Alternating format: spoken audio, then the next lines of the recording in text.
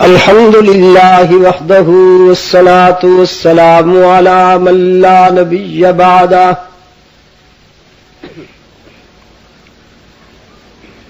وعلى آله وأصحابه الذين أوفوا عهده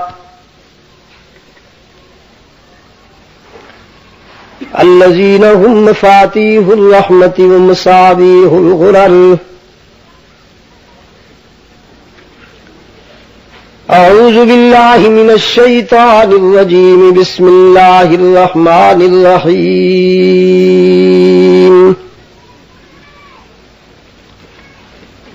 لقد جاءكم رسول من أنفسكم عزيز عليه ما عنتم حريص عليكم بالمؤمنين رؤوف رحيم. صدق الله مولانا العظيم. وعن معاوية بن أبي سفيان رضي الله تعالى عنهما قال قائدنا الأعظم رسول الله صلى الله عليه وسلم: من يرد الله به خيرا يفقهه في الدين. وصدق رسوله النبي الأمي الكريم. ونحن على ذلك لمن الشاهدين والشاكرين والحمد لله رب العالمین. خدا در انتظار حمد مانیست، محمد چشم بر راہ سنانیست. محمد حامد حمد خدا بس، خدا مدافرین مصطفیٰ بس. محمد از تو میخواهم خدا را، خدایا از تو حب مصطفیٰ را. اللهم صل على سيدنا محمد وعلى آله وأصحابه كما صليت على إبراهيم وعلى آل إبراهيم إنك حميد مجيد. اللهم بارك على محمد وعلى آل محمد كما باركت على إبراهيم وعلى آل إبراهيم إنك حميد مجيد. صدر اجلاس، ارباب علم و دانش، محترم بزرگوں اور عزیز دوستو، آج 8 اکتوبر 1989 ہم یہاں پشاور میں دعوت و تبلیغ کی نسبت سے جمع ہیں.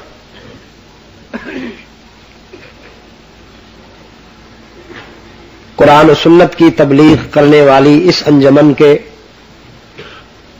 تمام کارکنان کو اللہ جزائے خیر عطا فرمائے، جن کی کوششوں سے یہ فکر انگیز پروگرام ترتیب دیے جاتے ہیں، اور ان پروگراموں کے حوالے سے آپ کو آپ کے شاندار ماضی سے تعارف نصیب ہوتا ہے، اور ہماری نئی نسل کا اپنے فکر اور اپنے عقیدے پر اعتماد مضبوط ہوتا ہے. میں دعا کرتا ہوں کہ دعوت و تبلیغ کی یہ شمع دیر تک روشن رہے، اور اس شمع کو روشن کرنے والے تمام ذہن، تمام افراد اتحاد اور یگانگت کے ساتھ اپنی منزل کو بڑھتے رہے. گزشتہ شب ہم نے بات جہاں چھوڑی تھی آج کی ملاقات میں وہیں سے شروع کرتا ہوں.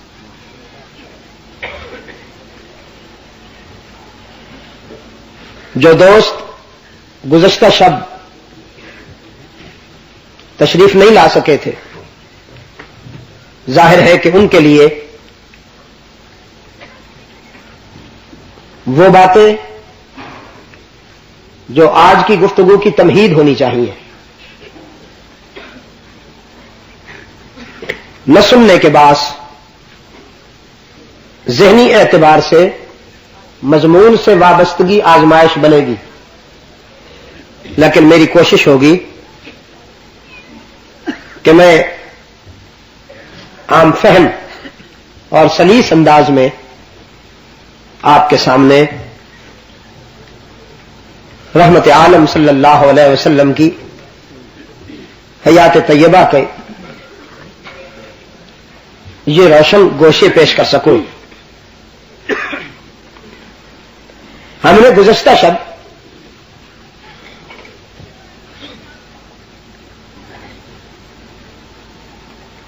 یہ سمجھ لی تھی حقیقت قرآن کی روشنی میں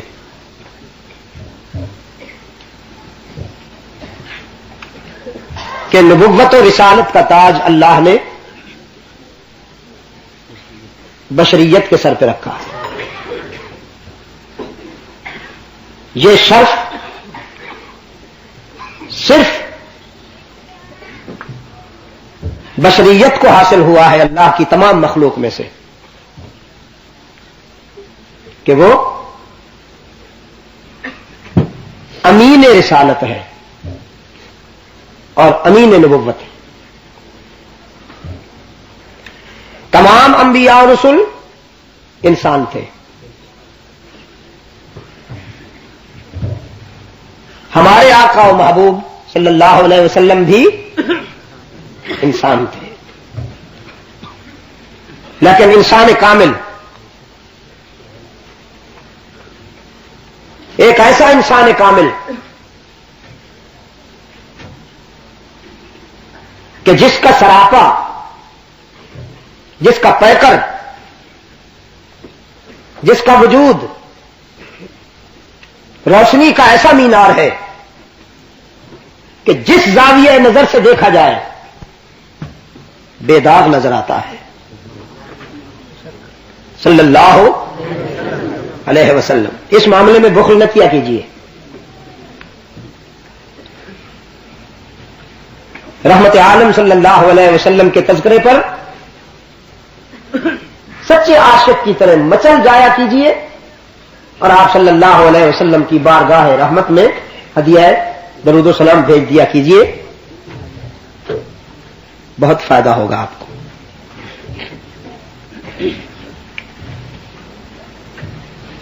انسانی نفسیات کے نقطہ نظر سے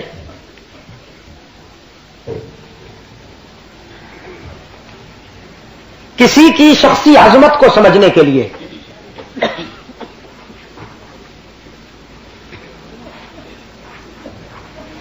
تین گواہیاں بہت اہمیت رکھتی ہیں.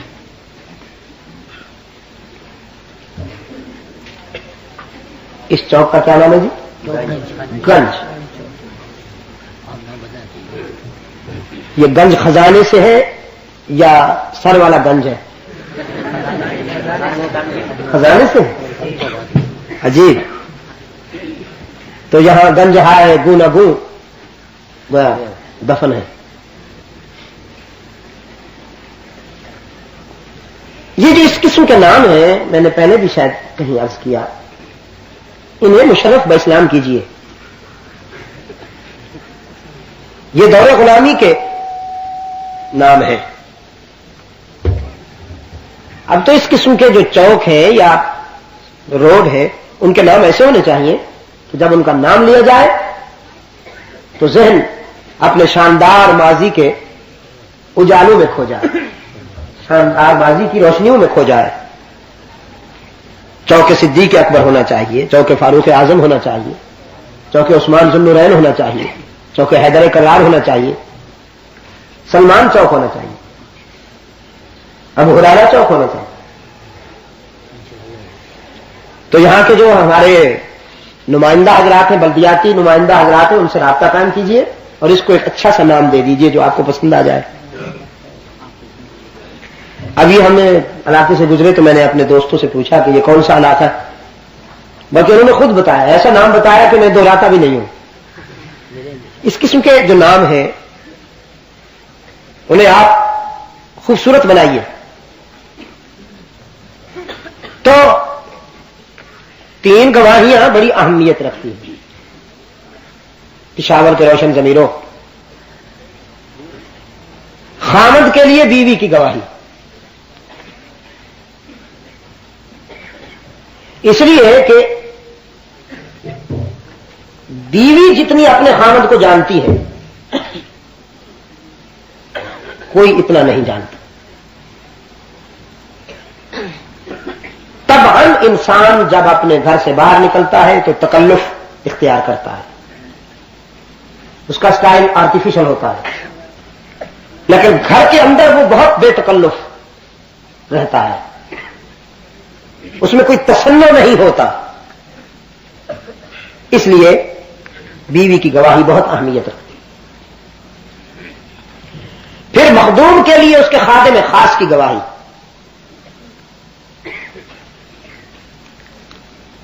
وہ بہت قریب ہوتا ہے اس کے. پھر پڑوسیوں اور محلہ والوں کی گواہی، دور رہنے والوں کی نسبت سے وہ زیادہ جانتے ہیں. ان تینوں گواہیوں کی بنیاد پر جب رحمت عالم صلی اللہ علیہ وسلم کی شخصیت کا تجزیہ ہوتا ہے تو صرف غلامان مصطفیٰ نہیں، حاسدین مصطفیٰ بھی یہ تسلیم کرنے پر مجبور ہو جاتے ہیں کہ محمد فی الواقع انسان کامل ہے صلی اللہ علیہ وسلم.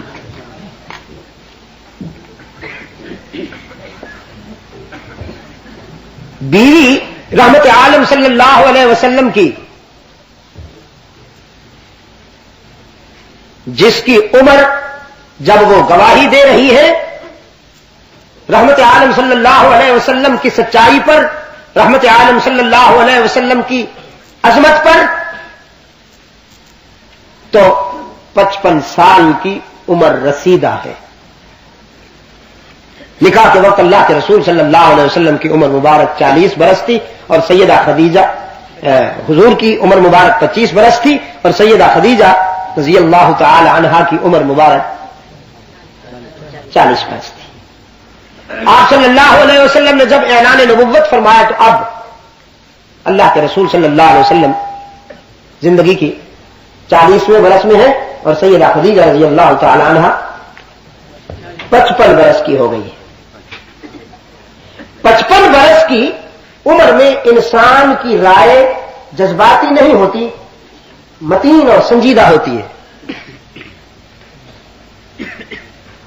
یہ جو جوانی کا زمانہ ہوتا ہے اس میں عموماً سوچ جذباتی ہوتی ہے، لیکن آفٹر 40 40 برس کے بعد انسان کی سوچ میں متانت آ جاتی ہے، سنجیدگی آتا ہے. حرا کی خلوتوں سے رحمت عالم صلی اللہ علیہ وسلم وحی کا پہلا سبق لے کر گھر تشریف لائے. حدیث میں ہے اللہ کے رسول صلی اللہ علیہ وسلم کے جسم اطہر پہ جلالت وحی اور ہیبت وحی کی وجہ سے لرزہ طاری تھا. آپ صلی اللہ علیہ وسلم کے جسم پر کپ کپی طاری تھی، سنسنی تھی. قرآن ہے نا جس کے متعلق حق تعالی کا ارشاد ہے،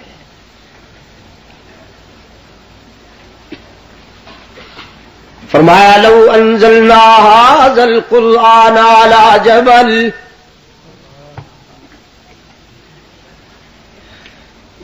لرأيته خاشعا متصدعا من خشية الله ہم کسی پہاڑ پر بھی قرآن کریم کو نازل کریں تو کوئی پہاڑ اتنا مضبوط نہیں ہے کہ جو قرآن کی جلالت کو برداشت کر سکے.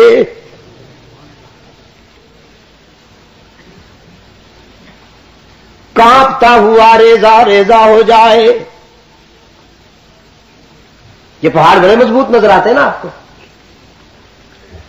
قرآن نے 3 حالتیں بیان کی ہیں پہاڑوں کی.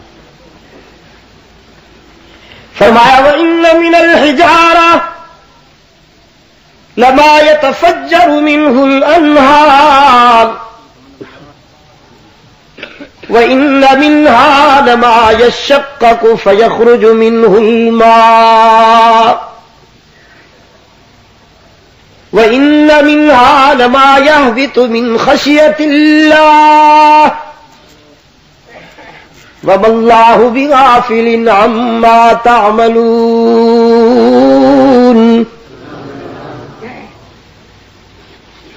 پہاڑوں میں سے کچھ وہ ہیں لما یتفجر منہ الانہار کہ جن سے نہریں جاری ہیں. اور میں اس کی تعبیر کرتا ہوں. ترجمہ تو یہی ہے کہ جن سے نہریں جاری ہیں. میری تعبیر اگر علماء کرام قبول فرما لیں. پہاڑوں میں سے کچھ وہ ہیں کہ جو اللہ کے خوف میں ہمیشہ اشک بار رہتے ہیں. ان کے آنسو ہمیشہ رواں دواں رہتے. یتفجر منہ الانہار وَإِنَّ مِنْهَا لَمَا يَشَّقَّقُ فَيَخْرُجُ مِنْهُ الْمَاءُ. کچھ وہ ہیں کہ جن کا سینہ خوف خدا میں پھٹ گیا ہے اور خون جگر جاری ہو گیا.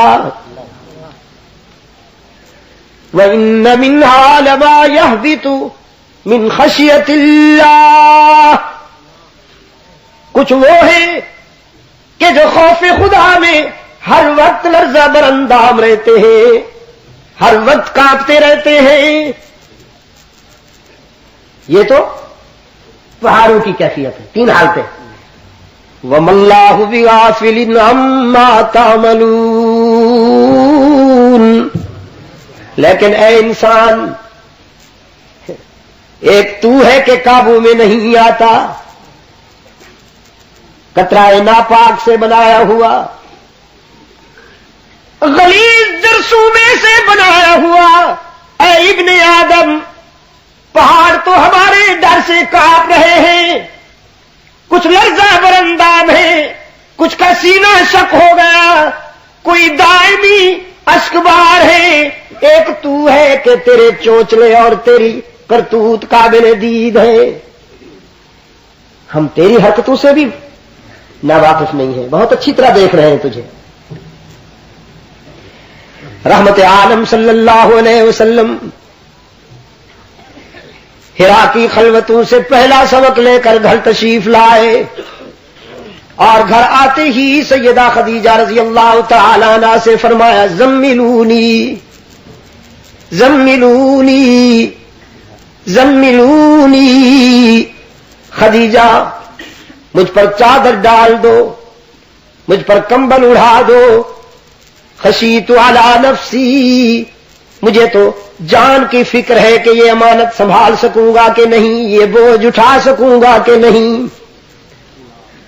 سیدہ خدیجہ رضی اللہ تعالی عنہا ایک وفاشار بیوی کی حیثیت سے اللہ کے رسول صلی اللہ علیہ وسلم کے جسد اطہر پہ کمبل بھی ڈال دیتی ہیں, پھر سرہانے بیٹھ کر رحمت عالم صلی اللہ علیہ وسلم کے بالوں میں انگلیاں پھیرتے ہوئے فرماتی ہیں کلا واللہ لا یخزیک اللہ ابدا. یہ رسول کے موقف پر تصدیق کی پہلی مہر تھی جو خدیجۃ الکبریٰ رضی اللہ تعالی عنہا نے لگائی. رسول اللہ صلی اللہ علیہ وسلم کے موقف پر انسانی برادری میں سے تصدیق کی پہلی مہر ایک عورت نے لگائی. اور یہ وہ اعزاز ہے کوئی نہیں چھین سکتا عورت کہ اسلام کی سچائی پر سب سے پہلے ایمان بھی ایک عورت لائی اور اسلام کی سچائی پر سب سے پہلے جان بھی ایک عورت نے دی. میں اس لیے کہا کرتا ہوں کہ عورت کو اتنا حقارت کی نظر سے نہ دیکھو، یہ اتنی کمزور نہیں ہے جتنا آپ سمجھے ہوئے ہیں. یہ اور بات ہے کہ آپ ستائے ہوئے ہیں، مجھے معلوم ہے، خاص طور پر اس وقت کچھ لوگ سیاست کے جوش میں آ کر گالیاں دے رہے ہیں. مطلقاً عورت کے وجود کو انہوں نے تان اور تشنیع کا ہدف بنا دیا ہے. میں ان سے بھی کہتا ہوں کہ عورت کے وجود کو حقارت کی نظر سے نہ دیکھا کرو. بات جنس کی نہیں، بات عقیدے اور کردار کی ہے. عقیدے اور کردار کے معیار پر عورت پوری اترے تو خدیجۃ الکبریٰ بنتی ہے. عقیدہ اور کردار کے معیار پر عورت پوری اترے تو عائشہ صدیقہ بنتی ہے.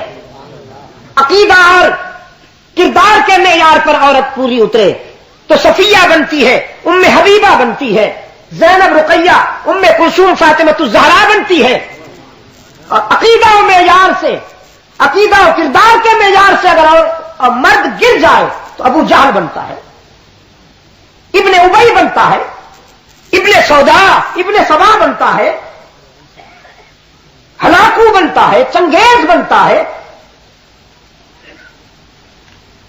ہر مرد قابل احترام نہیں، ہر مرد آئیڈیل نہیں، اور ہر عورت قابل نفرت نہیں.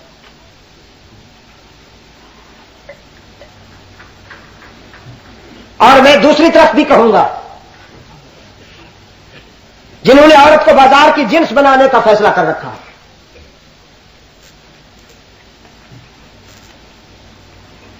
ایک صاحب ہے، نام نہیں لیتا ہوں، میرا یہ ذوق نہیں ہے، میں پرسنل ہٹ نہیں کیا کرتا ہوں. مجھے اللہ نے توفیق دی ہے کہ میں کنایات سے وہ بات کہہ جاتا ہوں جو ابلغ ہوتی ہے تصریح سے بھی.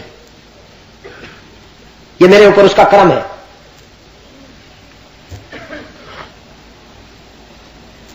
وہ پیپلز پارٹی کے ذمہ داروں میں سے ہے اور ایک اہم وفاقی عہدے پر ہے.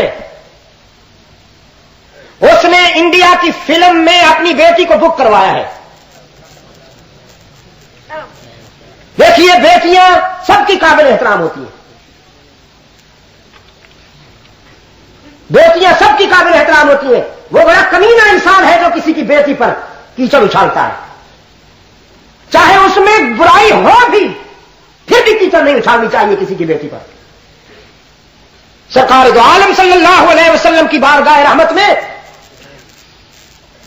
حاتم طائی کی بیٹی مشرکہ کی حیثیت سے آئی تھی، لیکن اللہ کے رسول صلی اللہ علیہ وسلم نے اپنی چادر رحمت بھیجی کہ جاؤ اور اس کے سر پہ ڈالو.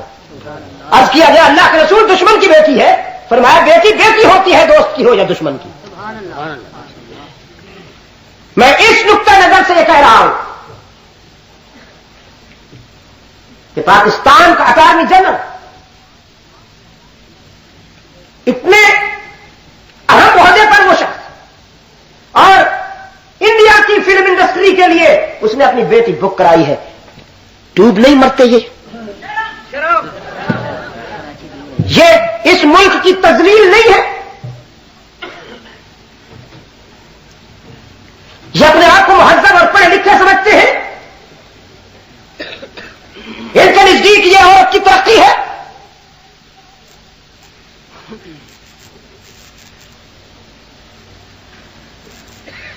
لگتا یوں ہے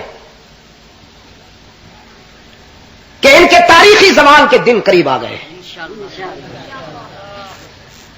میں آپ کو سچ کہتا ہوں، یہ میرے الفاظ یاد رکھنا.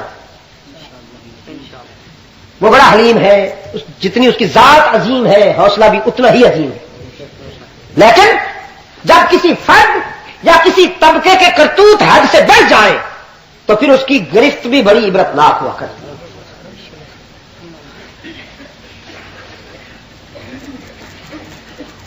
جو سیاست کے جوش میں عورت کو گالی بنا رہے ہیں، ہم ان سے بھی کہتے ہیں کہ حیا کرو، اور جو بیٹیوں کو فلم انڈسٹری میں بک کروا رہے ہیں چند تکوں کی لالچ میں،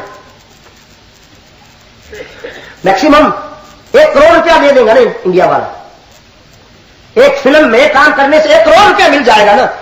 1 کروڑ روپیہ ہے قیمت، پاکستان کی بیٹی کی قیمت 1 کروڑ روپیہ ہے.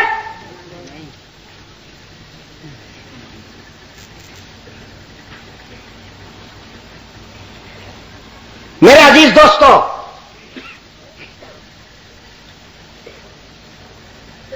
اسلام نے ہر مظلوم کا سر اونچا کیا ہے. عورت بھی مظلوم تھی بفور اسلام، اسے حقارت کی نظر سے دیکھا جاتا تھا. اسلام نے اس مظلوم کو بھی وہ عزت عطا فرمائی،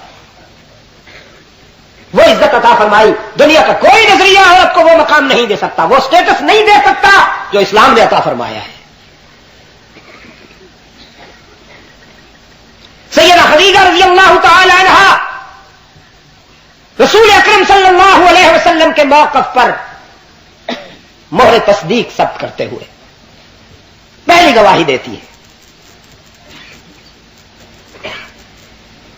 فرمایا کلا واللہ لا یخزیک اللہ ابدا،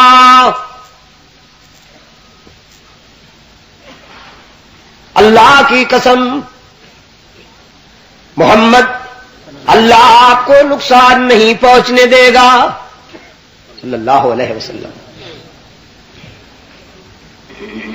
اب جو اگلی بات ہے اسے غور سے سنیے گا، اور یہ بھی میں آپ کو عرض کرتا چلا جاؤں کہ یہ کوئی گولڈن سٹوری نہیں ہے کہ میں آج سنیے اور لطف اٹھائیے اور چلے جائیے.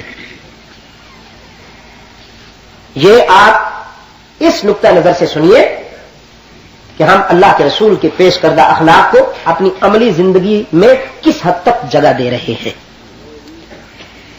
رحمت عالم صلی اللہ علیہ وسلم کے اخلاق کا یہ چیپٹر جو سیدہ خدیجہ رضی اللہ تعالی عنہا کی زبان سے امت تک پہنچا، اس کا پہلا نقطہ یہ ہے کہ انک لتصل الرحم، آپ صلہ رحمی کرتے ہیں. آپ کے اخلاق یہ ہے کہ آپ توڑنے والوں سے جوڑتے ہیں، آپ گالیاں دینے والوں کو دعائیں دیتے ہیں، آپ کاٹے بچھانے والوں کو پھول پیش کرتے ہیں، آپ حریف جاں کے لیے بھی اپنے قاتل کے لیے بھی عفو درگزر کا ذوق رکھتے ہیں، صلہ رحمی کرتے ہیں.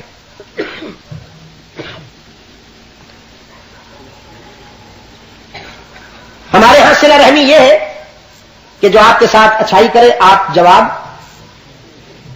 اونچی آواز سے نہ بولنا،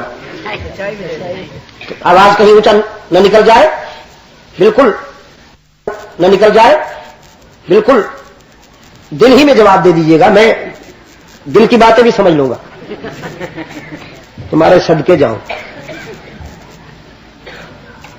ہمارے ہاں صلہ رحمی یہ ہے کہ جو ہمارے ساتھ بھلائی کرے ہم اس کا جواب بھلائی کریں. صلہ رحمی یہ نہیں ہے. صلہ رحمی یہ ہے کہ جو آپ کے ساتھ برائی کرتا ہے آپ اس کے ساتھ بھلائی کریں. سل من قطع کا، جو آپ سے توڑتا ہے آپ اس سے جوڑیں، جو آپ سے دور بھاگتا ہے آپ اس کے قریب ہو جائیں، یہ ہے صلہ رحمی.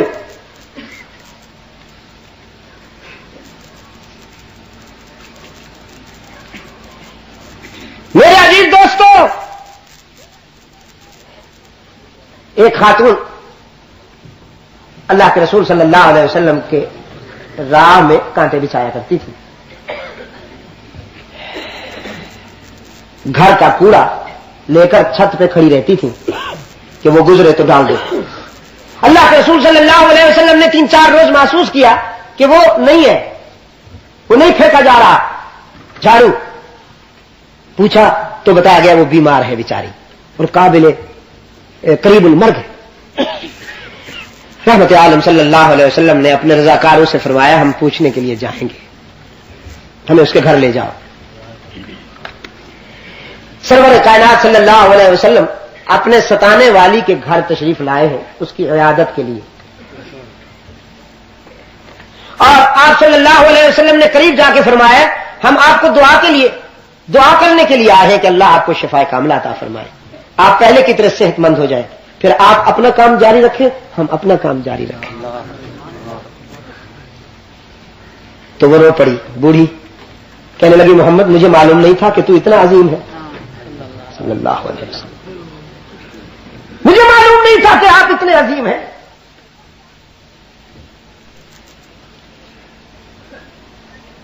زندگی کا چراغ ٹمٹمانے لگا ہے, آخری سانس لے رہی ہوں اور آپ کی تو خو ہی احسان کی ہے, مجھے اپنا بنا لیجئے تاکہ جہنم کی آگ سے بچ جاؤں. کیسا جیتا, اس نے کلمہ پڑھا اور رحمت عالم صلی اللہ علیہ وسلم کے غلاموں میں شامل ہو گئی. دل توڑ کر اپنا بنایا یا دل جیت کر اپنا بنایا؟ ہاں وہ جو دور بیٹھے وہ نہ بولے, وہ حیران ہی بیٹھے رہے بس. دل توڑ کر اپنا بنایا یا دل جیت کر اپنا بنایا؟ یاد رکھیے اسلام کا ہدف دل توڑنا نہیں ہے, باوجود اس کے کہ اسلام میدان جہاد میں اترتا ہے, باوجود اس کے کہ اسلام اعدوا لهم ما استطعتم من قوة ومن رباط الخيل کہتا ہے, باوجود اس کے کہ اسلام بدر و احد تبوک و یرموک کی پہچان رکھتا ہے, باوجود اس کے کہ اسلام کی تاریخ مدائن اور قادسیہ سے گزرتی ہے, لیکن ان سب کچھ کے باوجود اسلام کا ہدف دل توڑنا نہیں دل جیتنا ہے. اور میرے پاس بے پناہ شواہد ہیں, میرے پاس بے پناہ دلائل ہیں کہ اسلامی انقلاب میں تلوار نے اتنا کردار ادا نہیں کیا جتنا کردار نے.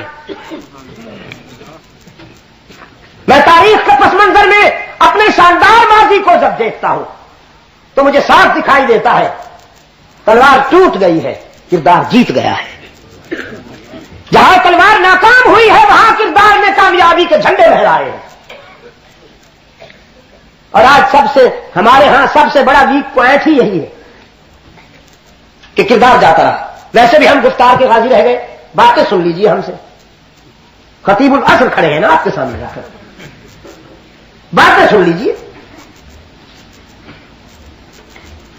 اور پھر شعلے نکلتے منہ سے.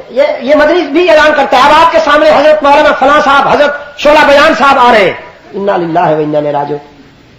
وہ پابندی جو لگاتے ہیں وہ بھی اپنے کاغذات میں یہی لکھتے ہیں 5 برانچ اسپیکر, اور آپ بھی ہمیں کہتے ہیں شعلہ بیان. اچھا تعارف کرایا, یعنی جس کے منہ سے شعلے نکلے وہ انسان ہے یا تندور ہے, اوون ہے.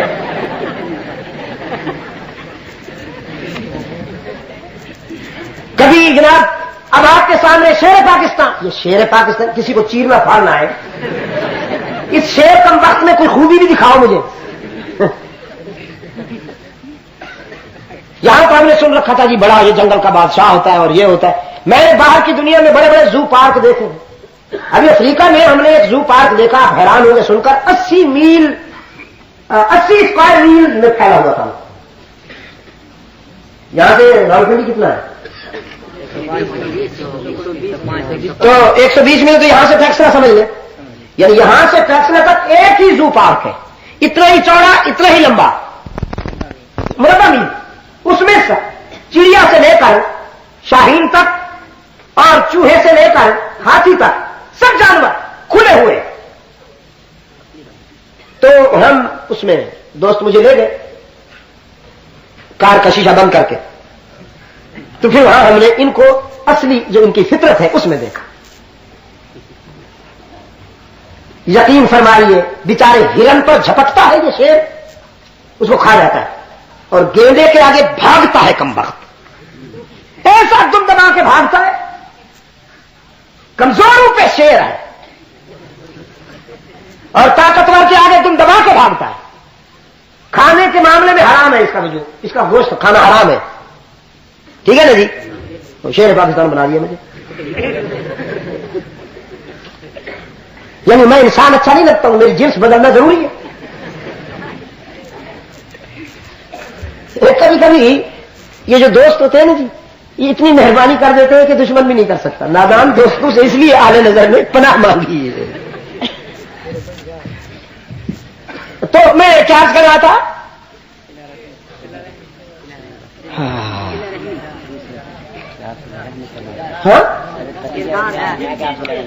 دل جیتنا اسلام کا ہدف ہے، دل توڑنا نہیں۔ جزاکم اللہ۔ تلوار جہاں ناکام ہوتی ہے میں دیکھتا ہوں وہاں کردار جیتتا ہے۔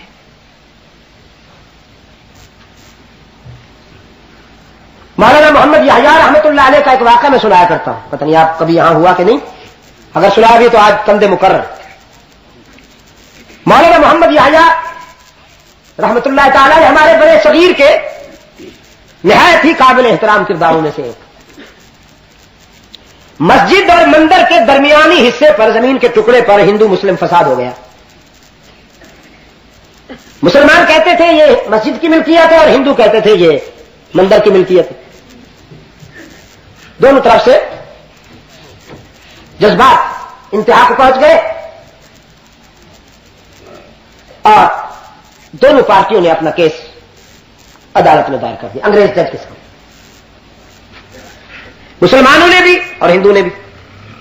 ہندو نے جو اپنا کیس درج کیا، کچھ دنوں کے بعد انہوں نے انگریز کی عدالت میں ایک عرضداشت پیش کی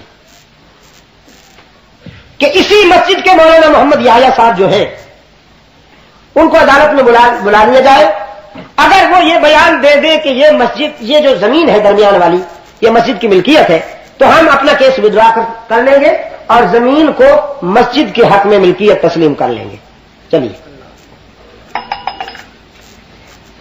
مسلمان بڑے خوش ہو گئے، کہنے لگے لو آپ اپنے دام میں سیاد آ گیا، بڑی اچھی بات ہے۔ مولانا محمد یحییٰ تو ہمارے، ان کو انہوں نے جج تسلیم کر لیا ہے، وہ تو بہرحال یہ گواہی دیں گے کہ مسجد کی ہے زمین۔ جج نے پوچھا تمہیں اس پر کوئی آبجیکشن تو نہیں؟ ان کا نو، ہم اس سے متفق ہے، بلا لیا جائے۔ مولانا کے نام انگریز نے سمن جاری کیے کہ فلاں تاریخ کو آپ میری عدالت میں آ کر بیان دیجیے۔ مولانا محمد یحییٰ رحمۃ اللہ علیہ نے سمن کے کاغذ کی پشت پر لکھا کہ میں آپ کی عدالت میں پیش ہونے سے قاصر ہوں۔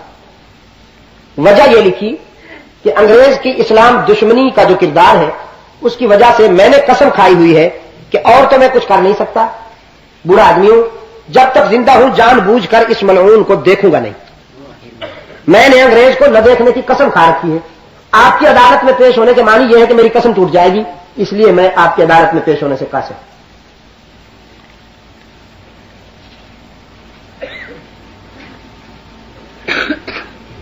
ہم تو اگر دو پیسے مل جائیں تو کوشش کرتے ہیں کہ دور سے ٹھیک ٹھاک انگلش مین نظر آئے۔ اگر یہاں سرجری اتنی ترقی کرے کہ انسان کی کھال بدلی جائے تو میرا خیال میں پاکستان سے سب سے زیادہ یہ آرڈر بک ہوں گے کہ ہماری کھال یہ اتار کے انگریز کی کھال چڑھا دی جائے۔ جو انگریز مرے، جس طرح آنکھیں نکال لیتے اسی طرح کھال بھی اتار لی جائے اور وہ اس کو فریز کر دیا جائے، اور جب ادھر سے آرڈر جائے تو وہ پھر مشرف با۔ لیکن آپ کے کچھ بزرگوں کو اللہ نے ایسی بھی سوچ دی تھی، ایسا بھی احساس کیا تھا۔ انگریز جج نے وہ سمن دوبارہ جاری کیے کہ مولانا بے شک آپ مجھے مت دیکھیے، دو پارٹیاں لڑ رہی ہیں، بہت بڑے فساد کا خطرہ ہے، خون بہ جائے گا۔ آپ کے اسلام میں یہ بھی تو ہے نا کہ دو انسان اگر لڑ رہے ہو تو ان میں صلح کرا دو۔ اسلام امن و آشتی کا سب سے بڑا نمبردار ہے۔ آپ اگر یہاں آئے، گواہی دے دیں اور دو لڑنے والی پارٹیوں میں صلح ہو جائے تو کیا یہ اسلام کی منشا پوری نہیں ہوگی؟ آپ آئیے، میری عدالت میں گواہی دیجئے، رہا میرے دیکھنے کی بات، چاہے تو آپ آنکھوں پہ پٹی باندھ کے آ جائیے، چاہے تو آپ میری عدالت میں پشت کر کے کھڑے ہو جائیے، چہرہ آپ دروازے کی طرف کیجیے گا، میری طرف پشت کر کے کیجیے گا، میں اس کو کنٹمپٹ آف کورٹ نہیں سمجھوں گا، آئیے گواہی دے دیجیے۔ اس شرط پر مولانا محمد یحییٰ رحمۃ اللہ علیہ اس کی عدالت میں پیش ہو گئے، پشت دروازے کی طرف اور چہرہ دروازے کی طرف اور پشت انگریز کی طرف۔ اس نے پوچھا مولانا اللہ کو حاضر ناظر جان کر کہیے کہ یہ زمین مندر کی مسجد ہے یا مسجد کی ملکیت ہے؟ اس زمانے میں اللہ ہی کو حاضر ناظر سمجھا جاتا تھا۔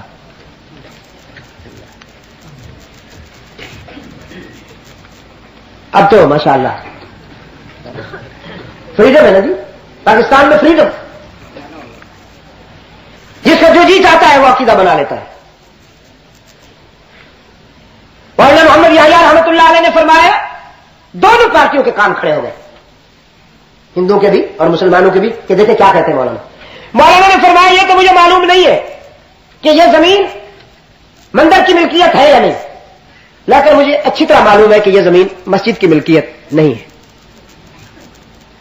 اب یہ جو نہیں ہے تھا تو مسلمانوں کے دل پر تو بجلی بن کے گرا، وہ ایک دوسرے کی طرف دیکھنے لگے، یہ مولانا نے کیا کہہ دیا؟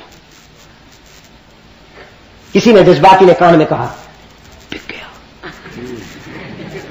بک گیا۔ رات کو بنیے نے تھیلی پہنچا دی ہوگی، مولوی پر تو غصہ بہت جلدی آتا ہے نا جس قوم کو۔ انگریز نے کہا مولانا سوچ کر کہیے، فرمایا سوچ کر ہی تو کہہ رہا ہوں، مجھے نہیں معلوم کہ یہ مندر کی ملکیت ہے یا نہیں، لیکن مجھے اچھی طرح معلوم ہے، میں جانتا ہوں کہ یہ زمین مسجد کی ملکیت نہیں ہے۔ اور یہ کہہ کر مولانا چلیں گے۔ جج نے ہندو کے حق میں فیصلہ دے دیا۔ بظاہر مسلمان منہ لٹکا کے باہر نکلے اور ہندو پارٹی کے لوگ خوش ہو کر باہر نکلے۔ مسلمان سیدھے مولانا کے پاس آ گئے، ناک کاٹ ڈالی، بیڑا غرق کر دیا آپ نے ہمارا، ہمیں معلوم ہوتا کہ آپ نے یہ بیان دے دیں تو ہم پہلے ہی نو کانفیڈنس کا آپ کے متعلق اظہار کر دیتے۔ ہندو کیس جیت گئے ہیں، آپ کو خوشی ہے؟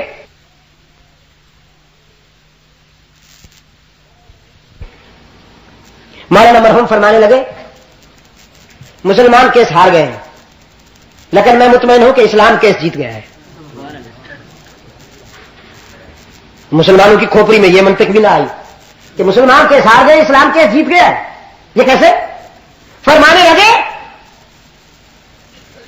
عدالت کی کرسی پر میرے دین کا دشمن بیٹھا تھا، انگریز بیٹھا تھا، عدالت کے کچہرے میں جب میں پہنچا ہوں تو میں نے سوچا کہ ایک طرف زمین ہے اور ایک طرف دین ہے، سچ کہتا ہوں تو زمین جاتی ہے، جھوٹ بولتا ہوں تو میرے دین کی زمین پہ داغ آتا ہے، اور میرے دین کا دشمن کہے گا کہ ان کے ہاں ایمان وغیرہ نام کی کوئی شے نہیں ہے، یہ زمین حاصل کرنے کے لیے جھوٹ بھی بول دیتے ہیں۔ میں نے دشمن اسلام کے سامنے سچ کہہ کر اپنے دین کی زمین پر داغ نہیں آنے دیا، زمین گنوا دی لیکن دین بچا لیا، میرے نزدیک اسلام کیس جیت گیا ہے۔ مسلمان کہنے لگے جی اسلام کیس جیت گیا ہے، میرا فرق کر دیا، اسلام کیس جیت گیا ہے، پھول پھول بکتے ہوئے چلے گئے۔ رات ہوئی، ہندو پارٹی کے جو سرکردہ لوگ تھے، جو لیڈر لوگ، وہ سارے کے سارے مولانا محمد یحییٰ رحمۃ اللہ علیہ کی خدمت میں آئے، آنکھوں میں آنسو، کہنے لگے مولانا آپ کی گواہی نے تو ہمارے دل و نگاہ میں انقلاب پیدا کر دیا،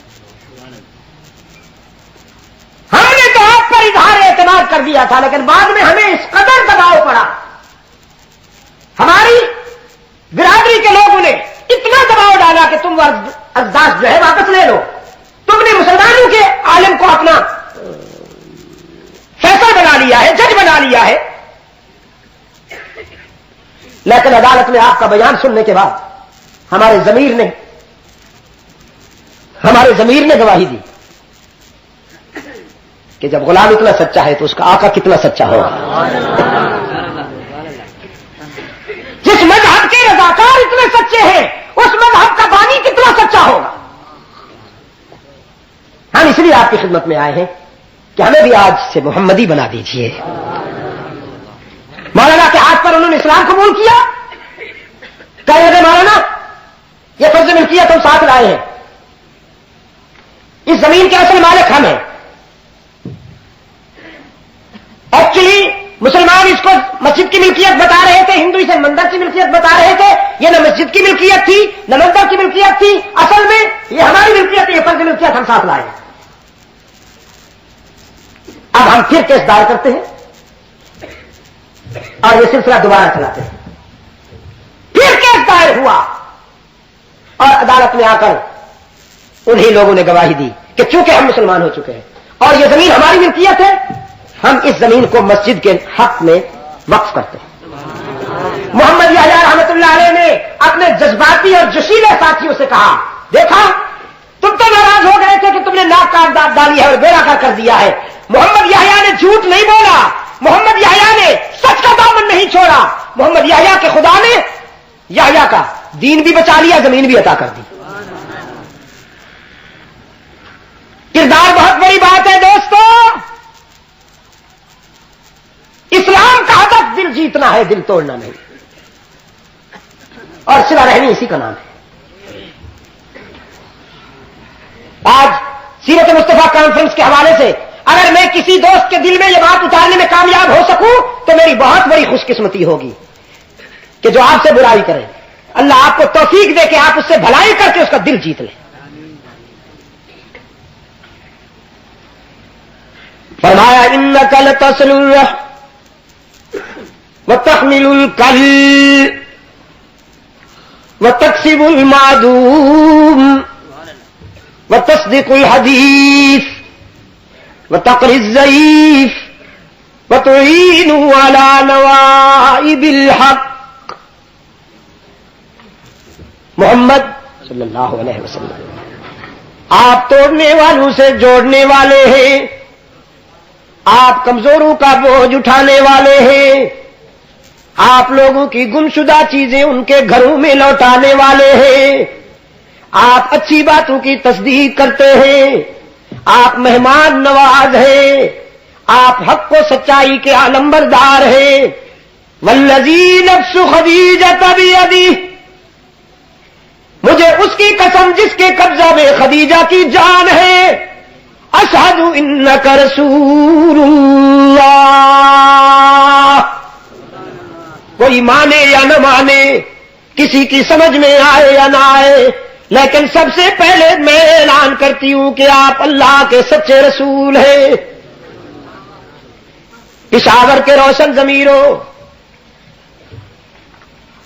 یہ انسان کامل کی عظمت پر بیوی کی گواہی تھی.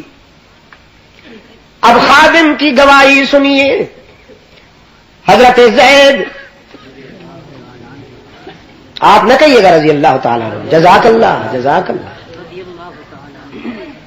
یہ آج کہاں سے پکڑ کے لائے ہو سامعین؟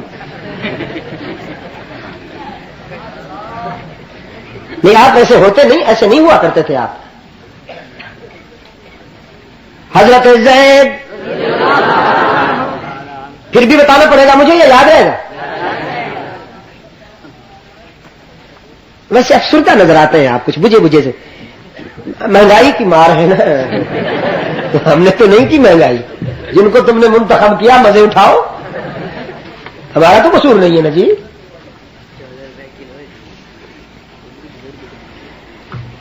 زید بڑا خوش نصیب انسان ہے. قرآن نے 1,00,000 کئی ہزار صحابہ میں سے جس کا نام لے کر تذکرہ کیا ہے وہ یہی خوش نصیب ہے. قرآن میں صرف اسی کا نام لیا گیا. حضرت زید بن حارثہ رضی اللہ تعالی عنہ محسن ہے صحابہ ہمارے, انہوں نے قربانیاں دے کر ہم تک دین پہنچایا ہے.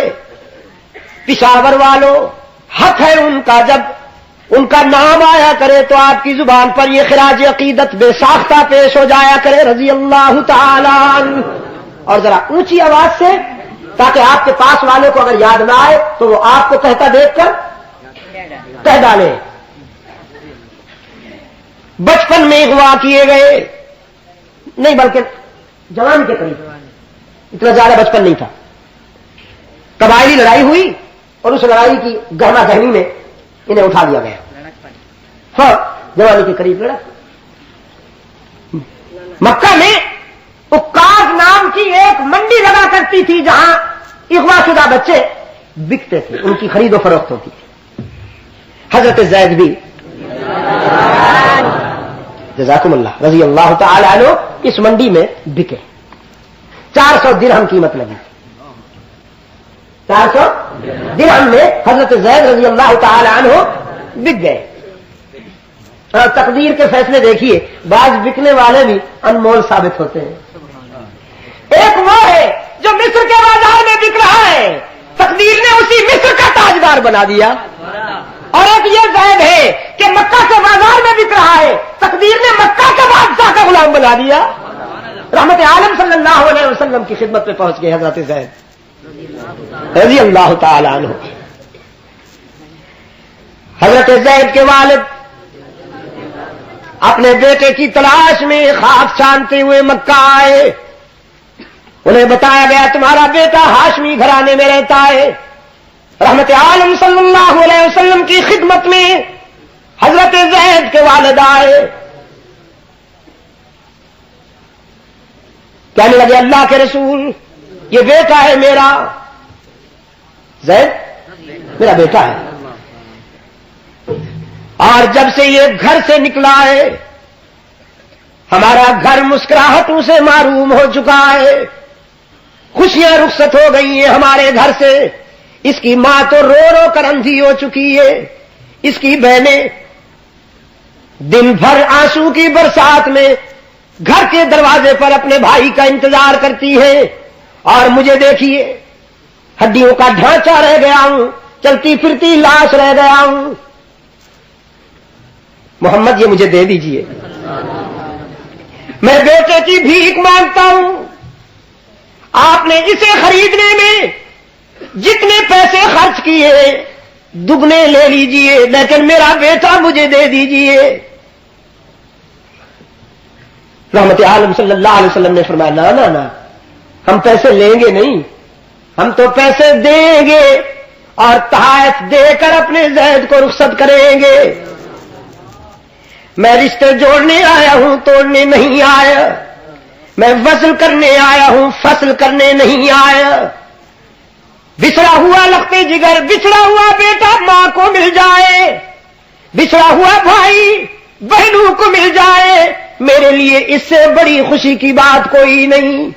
آزاد کرتا ہوں زید کو، اجازت دیتا ہوں یہ جائے، لے جائیے، بس اتنی سی بات ہے کہ اس سے بھی پوچھ لیا جائے، جبر نہ کیا جائے، اگر یہ خوشی سے جانا چاہتا ہے تو میری طرف سے اجازت ہے۔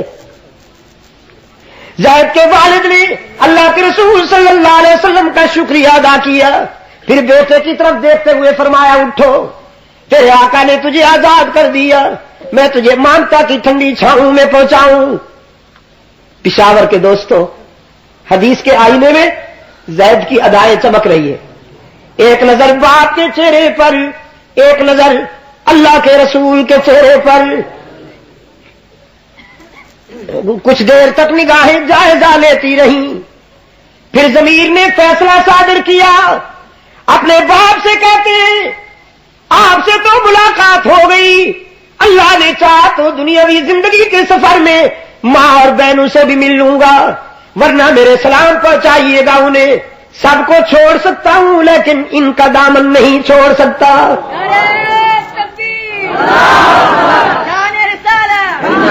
سب سے جدا ہو سکتا ہوں لیکن ان سے نہیں۔ انسانی تاریخ میں ایک باپ کے لیے کم از کم بیٹے کا یہ پہلا تاثر تھا، فرسٹ امپریشن تھا کہ اسے غلامی سے آزادی مل رہی ہے، اسے آقا آزاد کر رہا ہے اور کہتا ہے تم اپنے گھر چلے جاؤ، لیکن وہ انکار کرتا ہے۔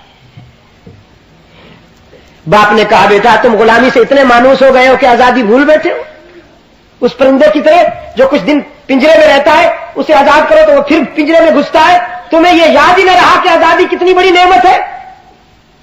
تم آزادی پر غلامی کو ترجیح دیتے ہو؟ زید نے کہا ہاں باپ جی آپ نے سوچا نہیں ہے یہ غلامی تو ہے لیکن کس کی غلامی ہے؟ یہی تو وہ غلامی ہے جس پر دنیا کی ساری آزادیاں قربان کی جائیں. مجھے اس غلامی میں آ کر جو سکون ملا، مجھے اس غلامی میں آ کر جو شفقت ملی، مجھے اس غلامی میں آ کر جو عزت نفس کا تحفظ ملا ہے، نہ وہ باپ کے سائے میں مل سکتا ہے نہ ماں کی ممتا میں مل سکتا ہے. کہ محمد کی غلامی ہے سند آزاد ہونے کی، خدا کے دامن توحید میں آباد ہونے کی. محمد کی غلامی اللہ کے دامن توحید میں آباد کر دیتی ہے. ہاں یہ نہیں کہ فرنی کی پلیٹیں سجا دی جاتی ہیں. محمد کی غلامی ہے سند آزاد ہونے کی، خدا کے دامن توحید میں آباد ہونے کی. رشتوں کو چھوڑ کر زید نے وفا کا راستہ اختیار کیا، اور پشاور کے دوستوں وفا تو پھر وفا ہوتی ہے نا. وفا کرنا اتنا آسان تو نہیں نا. کس نے کہا ہے کہ راہ وفا میں ہر سو کانٹے، پھول بہت ہے سائے کم. راہ وفا میں ہر سو کانٹے، پھول دھوپ بہت ہے سائے کم. پر اس راہ پہ چلنے والے خوش ہوئے پچھتائے کم. راہ وفا میں ہر سو کانٹے، خوش ہوئے پچھتائے کم. راہ وفا میں ہر سو کانٹے، دھوپ بہت ہے سائے کم. پر اس راہ پہ چلنے والے خوش ہوئے پچھتائے کم. وفا کا راستہ اختیار کیا حضرت زید نے. اس دن سے زید ابن محمد کہلانے لگے. زید ابن محمد کہلانے لگے. پھر اس سلسلے میں آگے چل کر مدنی زندگی میں وہ حضرت زینب کے مسئلے پر پھر آیت اتری اور متمنا کے لیے ایک مستقل قانون نازل ہوا. اس وقت تک زید ابن محمد کہلاتے تھے. تو یہ غلام کی گواہی. آپ بھی اپنے خادموں کے ساتھ ایسی ہی شفقت فرمایا کرتے ہیں نا. آپ کی فیکٹری میں جو کام کرتے ہیں ملازم، آپ کی دکان پر جو کام کرتے ہیں، ایسی ہی شفقت فرمایا کرتے ہیں نا. آپ کے گھر میں جو جھاڑو پھیرنے کے لیے آتے ہیں، صفائی کرنے والے، آپ بھی ان کے ساتھ ایسی ہی شفقت، ایسی مہربانی فرمایا کرتے ہیں نا. وہ بیچارے جس گلاس میں پانی پی لیں، آپ اس گلاس میں پانی نہیں پیتے. جیسے وہ مٹی کے بنے ہوئے ہیں اور آپ تو سونے کا پیکر ہے، یا وہ ابلیس کی ذریت ہے اور آپ روح الامین کی اولاد ہے. اجی چھوڑو برتن چھوڑو، اس کو صفائی والوں نے اس میں پانی پی لیا تھا. آپ کے صدقے جاؤں. گندگی پھیلانے والے معزز اور آنریبل، اور گندگی صاف کرنے والے حقیر اور قابل نفرت. واہ کیا تقسیم ہے. نفرت تو اس سے ہونی چاہیے جو گندگی پھیلاتے ہیں. آپ ان سے نفرت کرتے ہیں جو صفائی کرتے ہیں. پٹیالہ میں کانفرنس ہو رہی تھی، انگریز نے اجازت نہ دی تھی، پابندی لگا دی تھی مسلمانوں کے جلسوں پر. ایک بلڈنگ کی چھت پہ جلسے کا انتظام ہوا. چھت کی سیڑھیاں چڑھ رہے تھے شاہ جی رحمت اللہ علیہ.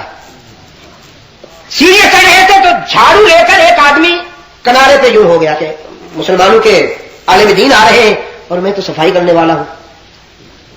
عیسائی تھا تو کانپتا ہوا ایک کونے میں یوں کھڑا ہو گیا. شاہ صاحب آئے، انہوں نے دیکھا کہ ایک انسان سہما ہوا ہے، پکڑ لیا اس کے بازو سے اور اپنے طرف کھینچ کے کہا کون ہو، سہمے ہوئے کیوں؟ انہوں نے کہا جی ہم صفائی والے ہیں. شاہ صاحب نے گلے لگا لیا، فرمایا ذرا یہاں کی صفائی بھی کرتے جاؤ. بس گلے لگایا، تھوڑی دیر چھوڑ دیا. شاہ صاحب اوپر چلے گئے, بیان شروع ہوا تو کان میں کسی نے کہا شاہ صاحب بات پھر کرنا. وہ آدمی نیچے تڑپ رہا ہے اور ایسے تڑپ رہا ہے جیسے مچھلی کو پانی سے باہر پھینک دیا جائے. وہ کہتا ہے مولوی صاحب کو لاؤ, مجھے محمد عربی کا غلام بنائے ورنہ میری جان نکل جائے گی. نعرہ تکبیر چاہیے سید اللہ شاہ بخاری. اور ایک زندہ باد کا نعرہ اپنے لیے بھی لگا دیجیے. خدا کی قسم, اگر آپ نے جھوپڑیوں میں بسنے والے مظلوموں, ناداروں اور مجبوروں کو آپ نے شفقت دی ہوتی تو آج جھوپڑیوں میں بسنے والے عیسائیت کے جال میں نہ پھنستے. پاکستان جب بنا ہے, مغربی پاکستان میں عیسائیوں کی تعداد 15,000 تھی تقریباً. برٹش چرچ نے جو تحفظات مانگے تھے ایسٹ اینڈ ویسٹ دونوں حصوں کے لیے 32,000 عیسائیوں کے لیے, آج لاہور چرچ کی رپورٹ یہ ہے کہ اس پاکستان میں, مغربی پاکستان رہ گیا نا جی, ایسٹ تو جا چکا, مغربی پاکستان میں لاہور چرچ کی رپورٹ یہ ہے کہ اس وقت عیسائیوں کی تعداد 14,76,000 ہو چکی ہے. کیوں؟ اس لیے کہ آپ نے ساری خوشیاں اپنے گھر میں سمیٹ لی ہے اور آپ کو اس کی کوئی پرواہ نہیں کہ کسی پر کیا گزر رہی ہے. کچھ لوگوں کا خیال یہ ہے کہ بس نمازیں پڑھنے سے جنت مل جائے گی, تسبیح, نماز, حجرا, ذکر, بس اسی سے جنت مل جائے گی. نہ میرے بابو, اتنا آسان نہیں ہے. اگر اتنی آسانی سے جنت مل جاتی تو میرے آقا,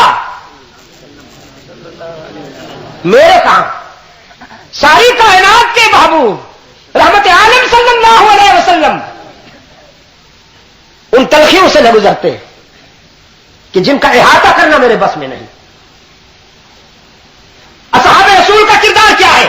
انہوں نے مصلی پہ کھڑے ہو کر ساری رات عبادت میں گزاری ہے یا ساری رات مخلوق خدا کی خدمت میں گزاری ہے؟ ہر تو وہ مولوی صاحب مکمل ہی نہیں ہوتا جس کا سائز اتنا بڑا نہ ہو جائے.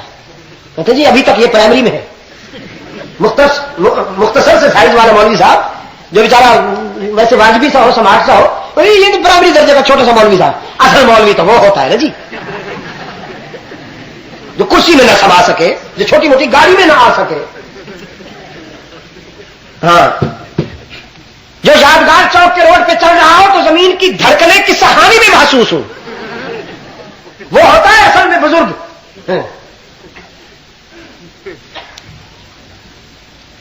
دوستو,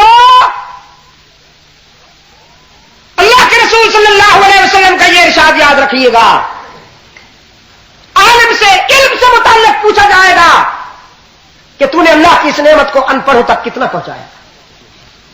صحت مند سے سوال کیا جائے گا کہ تو نے اللہ کی اس نعمت کو بیماروں کے لیے کتنا استعمال کیا تھا. اور خوشحال لوگوں سے پوچھا جائے گا کہ اللہ نے جو تمہیں رزق میں وسعت عطا فرمائی تھی, تم نے اللہ کے ان بندوں کو پوچھا تھا جو مجبور تھے, جو نادار تھے. ایک حدیث ہے, اللہ کے رسول صلی اللہ علیہ وسلم نے فرمایا کہ حشر کے دن اللہ اپنے بندے سے کہیں گے تو بڑا میرا پیارا بنتا ہے, حالانکہ میں بیمار تھا کبھی پوچھنے کو نہیں آیا, میں بھوکا تھا کبھی تجھے خیال نہیں آیا. انسان کہے گا اللہ تو بیمار ہو سکتا ہے, تو بھوکا ہو سکتا ہے. اللہ فرمائیں گے ہاں تیرے پڑوس میں میرا ایک بندہ بیمار تھا, اگر تو اس کو پوچھتا تو گویا مجھے پوچھتا. تیرے محلے میں میرا ایک بندہ نادار اور مفلس تھا, وہ بھوکا تھا, اگر تو اس کو کھانا کھلاتا تو گویا مجھے کھلاتا.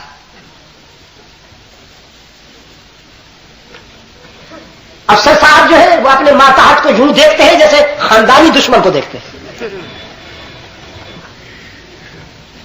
خصوصاً یہ میرے فوجی حضرات جو نچلے درجے کے فوجی جو ہیں, میں نے کشمیر میں جا کر ان کی حالت دیکھی ہے, میں نے ادھر گلیشیئرز میں جا کر ان کی حالت دیکھی بیچاروں کی. جو نچلے درجے کے فوجی ہیں, یقین کریں میرا ضمیر کہتا ہے نا کہ یہ یقینی جنت ہے. اللہ تعالیٰ بڑا رحیم و کریم ہے. یہ نچلے درجے کے فوجیوں کو انشاءاللہ جنت سے کوئی نہیں روک سکے. عقیدہ صحیح ہو اگر تو یہ سیدھے جنت میں جائیں گے بیچارے. اس قدر کام لیا جاتا ہے ان سے.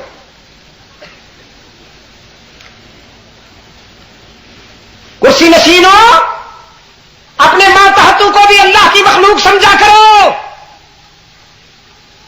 اور مسند تجارت پہ بیٹھنے والے بزنس مینوں، اپنی فیکٹریوں، ملوں اور اپنی دکان پر کام کرنے والوں کو بھی اللہ کی مخلوق سمجھا کرو.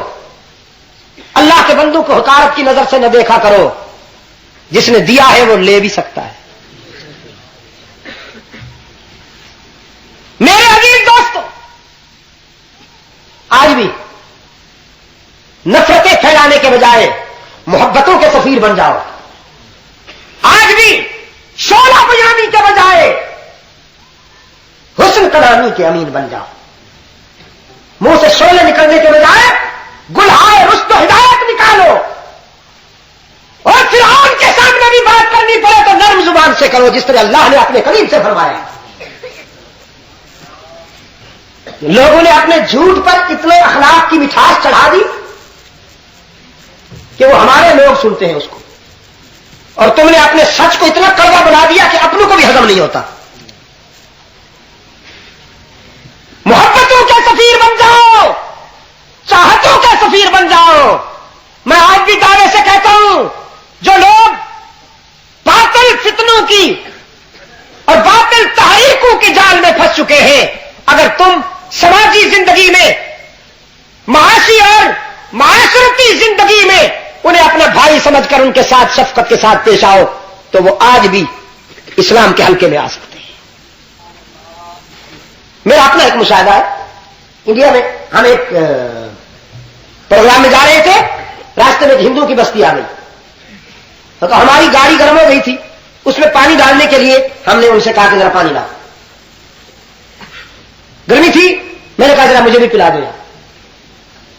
ہم نے پانی پی لیا. 4-5 گاڑیاں تھیں. انہوں نے پوچھا کہاں جا رہے ہیں آپ؟ دوست نے بتایا کہ فلاں جگہ درس قرآن.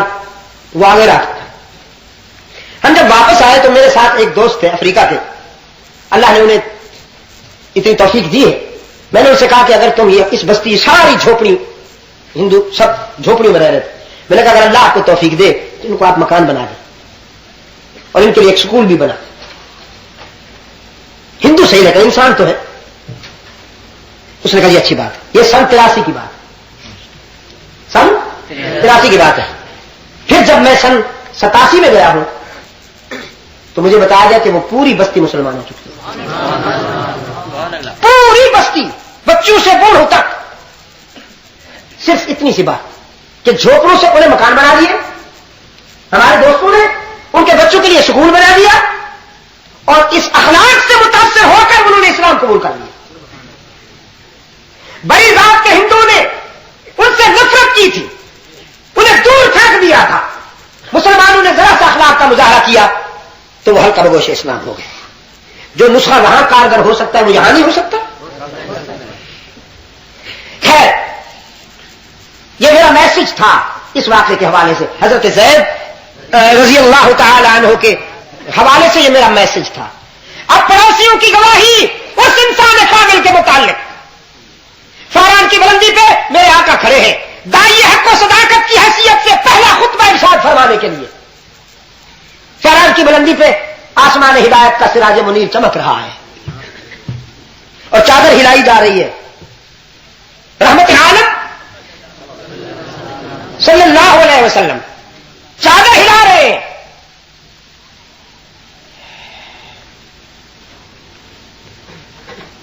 فاران کی بلندی اور محمد عربی صلی اللہ علیہ وسلم وہاں دائی کی حیثیت سے کھڑے. فطرت پکارتی ہے کہ یہ امامہ کی سجاوٹ، یہ جبین روشن،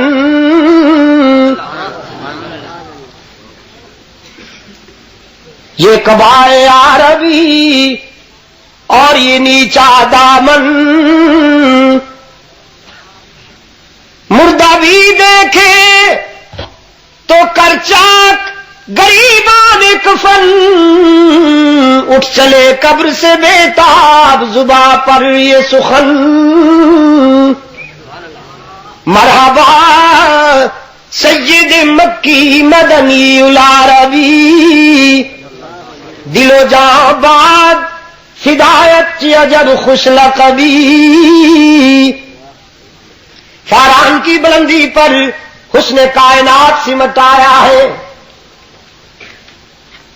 اور ایک شعر یاد آ گیا مجھے، دارالعلوم دیوبند کے بانی شیخ محمد قاسم نانوتوی کا، بڑی مہربانی، بڑی مشکل سے آپ کے منہ سے نکلا رحمت اللہ تعالی۔ میں تو ویسے بھی بیمار، رات میں نے دعا کی درخواست کی تھی، آج کچھ اس قابل ہو گیا ہوں کہ کھڑا ہو جاؤں آپ کے سامنے، لیکن آپ کی حالت تو بہت ہی پتلی ہے رحمت اللہ تعالی۔ کچھ خدا کا خوف کرو۔ جنوبی ایشیا کے مسلمانوں کا علمی موسم شیخ محمد قاسم نانوتوی رحمت اللہ تعالی علیہ۔ ایک شعر ہے جی، نعتوں کے سارے دیوان لائیے اس کے مقابلے میں۔ فرماتے سب سے پہلے مشیت کے انوار سے نقش روئے محمد بنایا گیا۔ احتیاط دیکھیے، الوہیت کے انوار سے نہیں، ربوبیت کے انوار سے نہیں، مشیت کے انوار۔ سب سے پہلے مشیت کے انوار سے نقش روئے محمد بنایا گیا، پھر اسی نقش سے لے کے تابانیاں بزم کون و مکان کو سجایا گیا۔ سب سے پہلے اللہ نے اپنی چاہتوں کے انوار سے اپنے محبوب کا چہرہ بنایا، پھر اس کی جبین کی تلاتوں سے صبح کو سویرا دے دیا، اس کی زلفوں کی سیاہیوں سے راتوں کو اندھیرا دے دیا، اس کے پسینے کی مہک سے پھولوں کو عطر بیزیاں دے دیں، اس کے دندان اقدس کی چمک سے ستاروں کو تابانی دے دی، اس کے قیام سے آسمانوں کو بلندیاں دے دی، اس کے قعود سے دھرتی کو سکون دے دیا صلی اللہ علیہ وسلم۔ اور شاہ جی رحمت اللہ علیہ نے پتہ نہیں کس جذبے میں فرمایا، ہزار صبح بہار از نگاہ می چکدش۔ یہ می چکدش جو ہے اس کا ترجمہ جانتے ہیں؟ می چکدش کیا کروں جی؟ ٹھہرو پریکٹیکل کرتا ہوں۔ اب کہیں ایسا نہ ہو جلسے کے بعد سارے آ جائیں کہ حضرت یہی می چکدش ہمیں بھی کروائیے،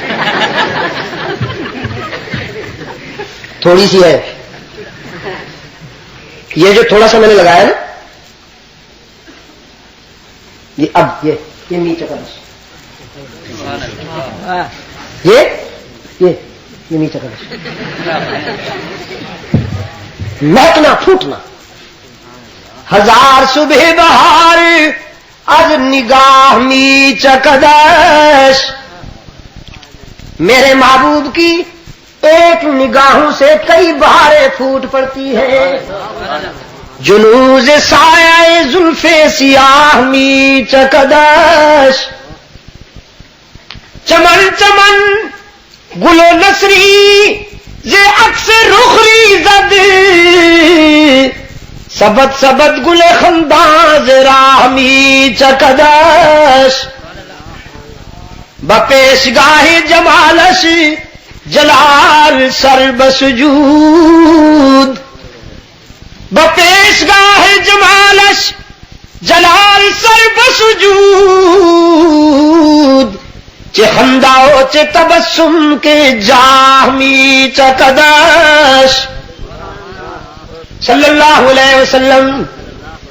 رحمت عالم صلی اللہ علیہ وسلم فاران کی بلندی پہ کھڑے ہوئے، چادر ہلا رہے اور مکہ کی آبادی کو اشارہ کر رہے ہیں، آج تم سے اہم بات کہنے والا ہوں، ذرا میرے قریب آ جاؤ۔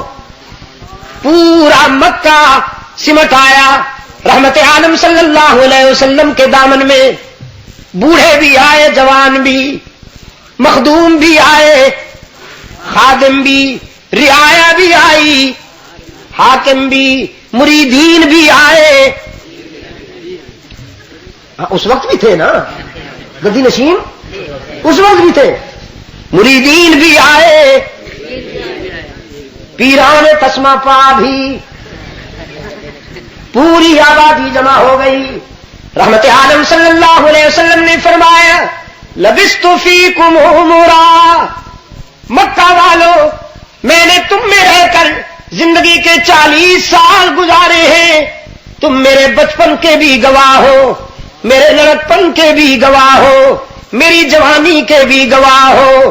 آج تک زندگی کا ایک ایک لمحہ تمہارے سامنے گزرا ہے. میری خلوتیں، میری جلوتیں، میری انفرادی زندگی، میری اجتماعی زندگی، اندرون در بیرون خانہ کی زندگی، ساری زندگی کے لمحات تمہارے سامنے ہیں. آج تمہارے ضمیر کو جج بنا کر دعوت دیتا ہوں، تبصرہ کرو هل وجدتمونی صادقا او کاذبا، کیا پایا ہے تم نے مجھے زندگی کے 40 سالہ تناظر میں، 40 سالہ پس منظر میں؟ آج بتاؤ تم نے مجھے سچا پایا ہے یا اس کے برعکس؟ تم نے مجھے سچا پایا ہے یا اس کے برعکس؟ یہ جھوٹا کسی بھی نسبت سے رحمت عالم صلی اللہ علیہ وسلم کی ذات کی طرف نہیں جانا چاہیے. عربی الفاظ کہنے پر تو مجبور ہوں، لیکن ترجمہ یوں کروں گا تم نے مجھے سچا پایا ہے یا اس کے؟ ادب گاہی زیر آسماں از عرش نازک تر، ادب گاہی زیر آسماں از عرش نازک تر، نفس گم کردہ می آید جنید و بایزیدی جا. تم نے مجھے سچا پایا ہے یا اس کے برعکس؟ مکہ والوں نے ایک ہی زبان سے جواب دیا جربنا کا مرارا ما رأینا فیک الا صدقا. عبداللہ کے یتیم، ہم نے کئی بار آپ کو آزمایا، جب بھی آزمایا سچا پایا. آپ تو صداقت کی پہچان ہے، آپ تو انسانی دیانت کا اعلان ہے، آپ تو انسانی شرافت کا برہان ہے. ہم تو آپ کو صادق اور امین کے ٹائٹل سے یاد کرتے ہیں، بھلا یہ بھی کوئی پوچھنے کی بات ہے؟ پشاور کے روشن ضمیروں، وہ بیوی کی گواہی تھی، پھر آپ نے خادم کی گواہی سنی، اب یہ پڑوسیوں کی گواہی ہے. پشاور کے بے زبانوں، یہ پڑوسیوں کی گواہی ہے. لیکن یہ جو صادق و امین کہہ رہے ہیں، پھر ساحر و مجنون کیوں کہنے لگے؟ یہ جو راہوں میں آنکھیں بچھا رہے ہیں، کانٹے کیوں بچھانے لگے؟ یہ جو قربان شوم کے نعرے لگا رہے تھے، دشمن جاں کیوں ہونے لگے؟ دوستیاں دشمنی میں کیوں بدلنے لگیں؟ وہ کیا تھا؟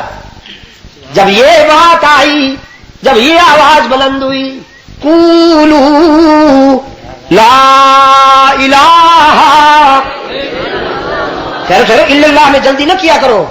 ہاں یہ جو لا کا جھاڑو ہے نا، ذرا اسے پھرنے دو، ذرا برتن صاف ہو جائے پھر اللہ کی بہار آئے گی.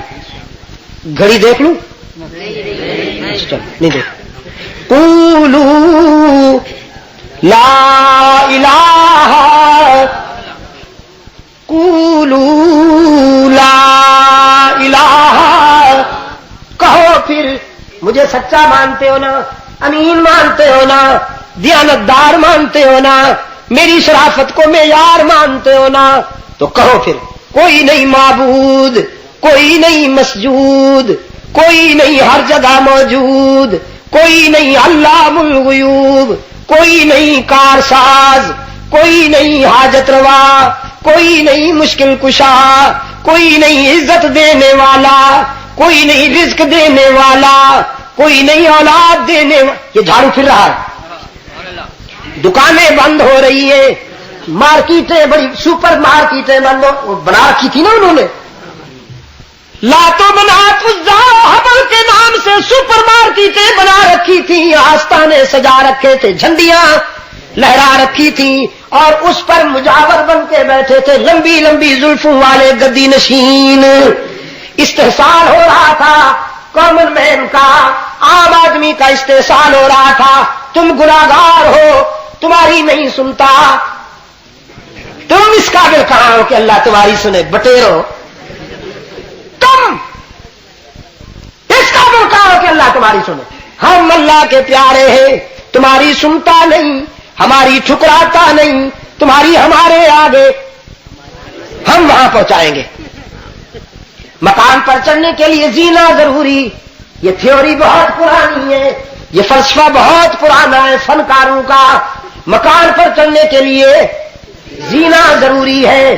گورنر ہاؤس پر جاؤ تو باہر چپراسی سے بات کرنا ضروری ہے, ایس پی سے ملنا ہو تو کلرک سے بات کرنا ضروری ہے. تو اللہ تعالیٰ ڈائریکٹ مل جائے گا. اللہ میاں کو ایس پی بنا رکھا تھا اور خود کلرک بنے بیٹھے تھے, زینہ بنے بیٹھے تھے توحید کی بلڈنگ کا. ہمارے بغیر نہیں ملے گا.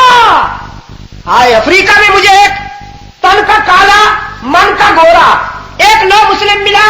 میں نے پوچھا تم نے اسلام کیوں قبول کیا, کیا بات اچھی لگی تمہیں اسلام کی؟ کہنے لگا اسلام میں اور باتیں بھی بہت خوب ہے, لیکن مجھے اسلام کی صرف ایک بات نے جیت لیا. میں نے قرآن پڑھا تو میں نے دیکھا اسلام میں اللہ سے رابطہ قائم کرنے کے لیے تنکوں کے سہاروں کی ضرورت نہیں پڑتی. کہنے لگا ورنہ ہم چرچ میں جاتے تھے تو ہمیں چرچ کے پادری کہتے تھے تم دنیا کے کتے ہو, تم اس قابل کہو کہ اللہ تمہاری سنے, ہم مقدس لوگ ہیں, تم ہمیں خوش کیا کرو, ہم اللہ کو خوش کریں گے, ہم گاڑ تک تمہاری بات پہنچائیں گے. تو پھر انسان کو خوش کرنا تو درد سر ہے. پھر ہم ان کو خوش کرتے رہتے تھے, پتہ نہیں وہ کس کو خوش کرتے رہتے تھے. یہ تو پھر ایک دن محمد الیاس کی تحریک کے سپاہی آ گئے. الیاسی لشکر کے سپاہیوں کے پاس قرآن مجید کا ایک نسخہ تھا انگلش ترجمے والا, میں نے ان سے لے لیا. اتفاق سے کھولتے ہی قرآن کی یہ آیت سامنے آ گئی. فرمایا قال ربکم ادعونی استجب لکم, قال ربکم ادعونی استجب لکم ان الذین یستکبرون عن عبادتی سیدخلون جہنم داخرین. تمہارا رب کہتا ہے مجھے پکارا کرو نا, میرے در پہ آیا کرو, گھبرا جاؤ تو میرے سامنے آنسو بہایا کرو, میں تمہارے آنسو پوچھنے کے لیے ہر وقت تیار بیٹھا ہوں. باقی جہاں جاؤ گے لوٹے جاؤ گے. پشاور والوں دکانیں سجی ہوئی تھیں, دکانیں سجی ہوئی ہیں, یار لوگوں نے جھنڈیاں لہرا رکھی ہیں, چادریں چڑھا رکھی ہیں, آستانے سجا رکھے ہیں, اور کہا جاتا ہے کچھ لے کے آؤ گے تو کچھ لے کے جاؤ گے, ادروائز خالی ہاتھ آؤ گے تو. رحمت عالم صلی اللہ علیہ وسلم نے انسانیت کو پیغام دیا, میرا رب پکارتا ہے خالی ہاتھ آؤ, دامن بھر کے جاؤ, کچھ نہ لے کے آؤ, سب کچھ لے کے جاؤ. دکانیں بند ہونے لگی بیچاروں کی, ایک دوسرے کی طرف دیکھنے لگے, یہ کیا کہہ رہا ہے, اللہ کے سوا کوئی نہیں, وہی دیتا ہے بس. تو یہ ہمارے بزرگ, یہ ہمارے حاجت روا, یہ ہمارے کارساز. رحمت عالم صلی اللہ علیہ وسلم آنکھیں بند کر کے اللہ کے عشق کی مستی میں توحید بیان کر رہے. قولوا لا الہ, میں بھی کہتا ہوں تم بھی کہو, انسانی جبین کی عاجزیوں کے لیے مسجود کون؟ جو دور بیٹھے ہیں نا ایسا لگتا ہے جیسے لکیر سے باہر ہے, کہیں کرسیوں پہ تو نہیں بیٹھے. ہاں تو یہ ہے نا بات, یہ ہے نا کرسی چپکی ہوئی ہے نا, کرسیوں پہ بیٹھنے والوں کا اکثر یہی حال ہوتا ہے. انسانی جبین کی عاجزیوں کے لیے سچا مسجود کون؟ دیکھتا ہوں کرسی نے جمود میں اتار دیا ہے یا کچھ شعور دیا ہے. انسانی جبین کی عاجزیوں کے لیے سچا مسجود کون؟ خاک نشینوں کی آواز پھر بھی اونچی جا رہی ہے, کرسیوں والوں مسجود کون؟ علام الغیوب کون ہے؟ کار ساز و دستگیر کون ہے؟ حاجت روا و مشکل کشا کون ہے؟ عزت دینے والا کون ہے؟ رزق دینے والا کون ہے؟ اولاد دینے والا کون ہے؟ بیڑے پار لگانے والا کون ہے؟ یا اللہ بھی اسی ہی اور بھی میں راستے جدا ہوتے ہیں. اسی ہی اور بھی میں ایک راستہ جنت کی طرف، دوسرا راستہ جہنم کی طرف. اسی ہی کے لیے رحمت عالم نے دندان اقدس تڑوا ڈالے. اسی ہی کے لیے سمیہ 2 ٹکڑے ہو گئی. اسی ہی کے لیے خبیب کو انگاروں پہ بھون ڈالا گیا. اسی ہی کے لیے بلال کو گرم ریت پہ تڑپایا گیا. اسی ہی کے لیے رحمت عالم ہجرت کر کے مدینہ چلے گئے. انسانی جبین کی عاجزیوں کے لیے سچا مسجود کون ہے؟ اور میں نے بمبئی میں پوچھا ہے ایک جلسے میں، ہی اور بھی میں کیا فرق ہے؟ بہت بڑا جلسہ. ایک بچہ دور کھڑا ہو کر کچھ کہہ رہا تھا، آواز اچھی طرح سے سنائی نہیں دیتی تھی، لیکن میں سمجھ گیا یہ کہہ کیا رہا ہے. تھوڑا سا آئیڈیا کر لیا میں نے. اس نے کوئی کیسٹ سن رکھی تھی، پھر رکھ رکھی تھی، تو میں نے لوگوں سے کہا راستہ دے دو ذرا، قریب آنے دو. آ گیا، بس یہ تو ہمارے عمران جتنا ہوگا، چھوٹا سا. میں نے اس کو سب نے ساتھ کھڑا کر دیا اور لاؤڈ سپیکر اس کے قریب. بڑی پیاری زبان میں اس نے کہا ہی اور بھی میں وہی فرق ہے جو منکوہا اور بازاری میں ہوتا ہے. منکوہا جب نکاح کے بندھن میں کسی ایک کی بنتی ہے تو اپنے شوہر سے وعدہ کرتی ہے تیری ہی ہوں، اور بازار میں بیٹھی ہوئی غلاظت کا مجسمہ، وہ گندگی کی ٹینکی، وہ بدبو کی بوری ہر گاہک سے کہتی ہے تیری بھی ہوں. تو موحد اور مشرک میں یہی فرق ہے کہ موحد یکجائی ہوتا ہے اور مشرک ہر جائی ہوتا ہے. موحد کا تعلق اللہ سے ہی والا ہے اور مشرک کا رابطہ اللہ سے ہی والا ہے. تم میں سے کتنے ہی والے ہیں؟ تو اب دیکھتا ہوں ہی پہ کیسی ضرب لگتی ہے. انسانی جبین کی عاجزیوں کے لیے سچا مسجود کون ہے؟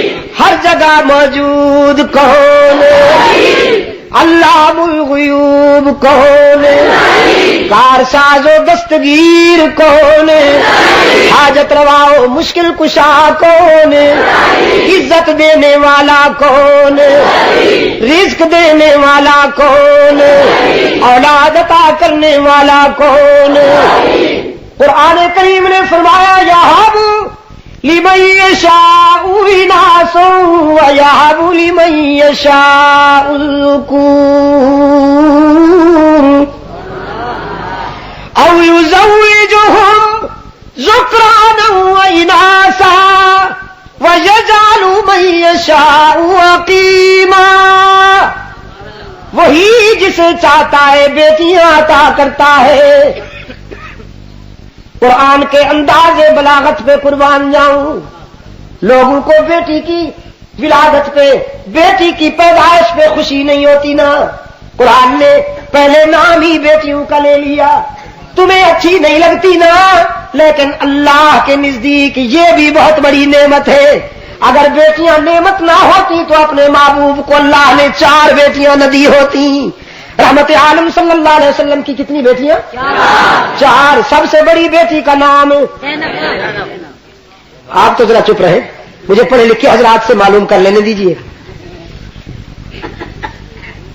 زینب، رقیہ، ام کلثوم اور سیدہ فاطمہ رضی اللہ تعالی عنہن. انہا تو ایک کے لیے ہوتا ہے نا. میری پڑھی لکھی قوم.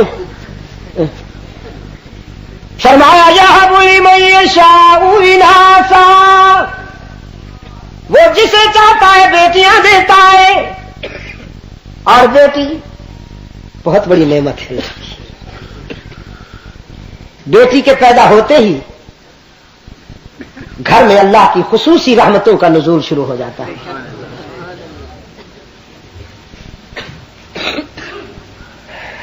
بیٹی کی پیدائش پر افسردہ نہ ہوا کیجیے. وہ بیٹی اس بیٹے سے اچھی نہیں جس بیٹے کی جوانی گرمی کے خچر کی طرح مست ہو جائے. گرمی کا گدھا ہوتا ہے نا جیسے. اور محلے میں جس کی وحشت و بربریت سے کسی کی عزت محفوظ نہ رہے. اور جس بیٹے کے چونچلے اور اللے تللے دیکھ کر کہے تیری پیدا کرنے والی پہ لعنت، تیرے باپ دادے پہ لعنت، تیرے خاندان پہ لعنت، اس بیٹے کے مقابلے میں وہ بیٹی اچھی نہیں جو گوشہ گھر میں بیٹھ کر قرآن کریم کی تلاوت کرے اور اس کا ثواب اپنے والدین کی روح کو بخشے. وہ بیٹی اچھی نہیں اس بیٹے سے. فرمایا یہب لمن یشاء اناسا ویہب لمن یشاء الذکور. عمران نے منت مانگی تھی اللہ مجھے بیٹا ملے گا تو اسے تیرے دین کے لیے وقف کر دوں گی، وہ بس تبلیغ کرتا رہے گا، دنیا کا کوئی کام نہیں لوں گی. کیا کہا؟ نہیں وہ تو قرآن کے الفاظ کیا ہے جی؟ انی نذرت لک ما فی بطنی محررا. میرے پیٹ میں جو بچہ ہے میں وعدہ کرتی ہوں، نظر مانگتی ہوں کہ اسے تیرے دین کے لیے وقف کر دوں گی، کوئی دنیا کا کام نہیں لوں گی. لیکن قرآن کہتا ہے فلما وضعتها، جب پیدا ہوا تو بچہ نہیں وہ بچی تھی. اور امرأت عمران انی وضعتها انثى کہنے لگی ہے اللہ یہ تو بیٹی ہے. ولیس الذکر کالانثى، میں بیٹی کو اب کیسے تیرے دین کی تبلیغ کے لیے بھیجوں، یہ تو بیٹی ہے. رب العالمین نے فرمایا گھبراؤ نہیں، میں تیری بیٹی سے وہ کام لینے والا ہوں، تاریخ انسانی میں تیری بیٹی کو وہ مقام دینے والا ہوں کہ قیامت تک مرد بھی اس کی خوش قسمتی پر رشک کرتے نظر آئیں گے. رب العالمین نے فرمایا میں جس کو چاہوں بیٹیاں دے دوں اور جسے چاہوں بیٹے دے دوں، جس پہ کرم کروں دونوں نعمتیں عطا کر دوں، اور نہ دوں تو ایک بھی نہ دوں، دینے پہ آ جاؤں تو مل مزدور کو اتنے بچے دے دوں کہ جھوپڑی میں سما ہی نہ سکے، اور نہ دوں تو مل آنر کو مل مالک کو ایک لولا لنگڑا بیٹا بھی نہ دوں. اولاد عطا کرنے والا کون؟ بیڑے پار لگانے والا کون؟ مشکل کشا کون؟ یا اللہ بھی. میرے بھی کے بیماروں کو تو سمجھ میں آ جانا چاہیے، اب تو سمجھ میں آ جانا چاہیے، الیکشن کے بعد تو سمجھ میں آ جانا چاہیے. بڑا روب جماتے تھے کہ سیٹیں تو ساری ہماری جیب میں ہے، ہم غوث پاک کو پکاریں گے، حضرت چشتی کو پکاریں گے، صوبائی اسمبلی کی سیٹیں بھی ہماری قدموں میں ہوں گی، قومی کی سیٹیں بھی ہماری قدموں میں ہوں گی. بیچارہ آپ کے ایبٹاباد کا پائلٹ ایئر مارشل اس نے سمجھا شاید یہ حضرت غوث پاک سارے بزرگ سارے ان کے ساتھ ہیں تو ہم بھی پار اتر جائیں گے، وہ بھی چمٹ گیا. اس نے کہا بابو ہم تو ڈوبے ہیں صنم، تجھ کو بھی لے ڈوبیں گے. میں 4 نومبر کو نیو یارک سے کراچی جب اترا تو الیکشن کی گہما گہمی تھی. میں نے اخبار اٹھا کے دیکھا، میں نے کہ پڑھوں کیا ہو رہا ہے ملک میں. اخبار کے پہلے صفحے پر ہمارے مولوی صاحب تصویر بمائے تقریر بما تصویر تشریف فرماتے، وہی تصویر ماشاءاللہ وہی ہوٹ سرخ، ہاں جی ہاں خون شہادت سے نہیں پان سے سرخ. اور تقریر یہ تھی کہ میں تو نہیں کھڑا ہونا چاہتا تھا الیکشن میں، خواب میں حضرت غوث اعظم کی زیارت ہوئی، انہوں نے فرمایا نورانی کھڑے ہو جاؤ تو میں کھڑا ہو گیا ہوں، میں حضرت غوث اعظم کا نمائندہ ہوں. سیاست کی مجبوریاں دیکھیے نا، پتہ نہیں لوگ کس کس کا نام استعمال کرتے ہیں یہاں کی سیاست. حضرت غوث اعظم نے ایسی مدد فرمائی کہ ضمانتی ضبط ہو گئی مولوی صاحب. اسلام آباد دور تو نہیں ہے آپ سے، جو مولوی صاحب کے مقابلے میں جیتا ہے ایک نوجوان سا ہے، بالکل آپ اس کو دیکھیں تو بلیو نہیں کریں گے کہ یہ ایم این اے ہے، بالکل چھوٹا سا ایک نوجوان ہے ایم کیو ایم کا، اور لیڈ 68,000 ووٹ کی لیڈ لی اس نے, 68,000 ووٹ لیے اس نے. ایک اور کو ملے ہیں 44,000 اور وزیر اعظم کے نمائندے کو ملے ہیں 5,500 ووٹ. اسی دن شام کو بغداد کے جہاز سے چلا گیا, شام کے جہاز سے بغداد چلا گیا. میں نے کہا شاید کہنے کے لیے گیا ہوگا, حضرت ہم تو آج تک کہتے رہے کہ 12 سالہ ڈوبے ہوئے بیڑے آپ تیرا دیتے ہیں, میرا بیڑا اچھی طرح غرق کیا, منہ دکھانے کے قابل نہ چھوڑا. ہم کیا کریں گے آپ لوگوں کو؟ عرب بیچارے ڈگ ڈگی بجاتے پھرتے ہیں ادھر ادھر. ایک اور صاحب کو شوق آیا, وہ بھی آ گیا ہے میدان میں. میں نے کہا انشاءاللہ تم سب کے لیے رسوائیاں لکھی ہوئی ہیں. کہا تھا نا میں نے, یاد ہے آپ کو؟ میری بدقسمتی یہ ہے کہ آپ بات بھول جاتے ہیں, آپ کو ماضی یاد نہیں رہتا. میں نے کہا تھا آپ سے کہ یہ ٹی وی کا ایکٹر جو ہے نا, یہ جو خاص قسم کی ٹوپی اور چشمہ پہن کر آ کے ٹی وی کی اسکرین پہ ایکٹنگ کرتا ہے, کبھی یوں کبھی یوں, اور اپنے سپورٹر ساتھ لے کے آتا ہے کہ جب میں یہ اشارہ کروں تو ہاں کہنا, اسے اکثر گنجے کم وقت سامنے بیٹھے ہوتے.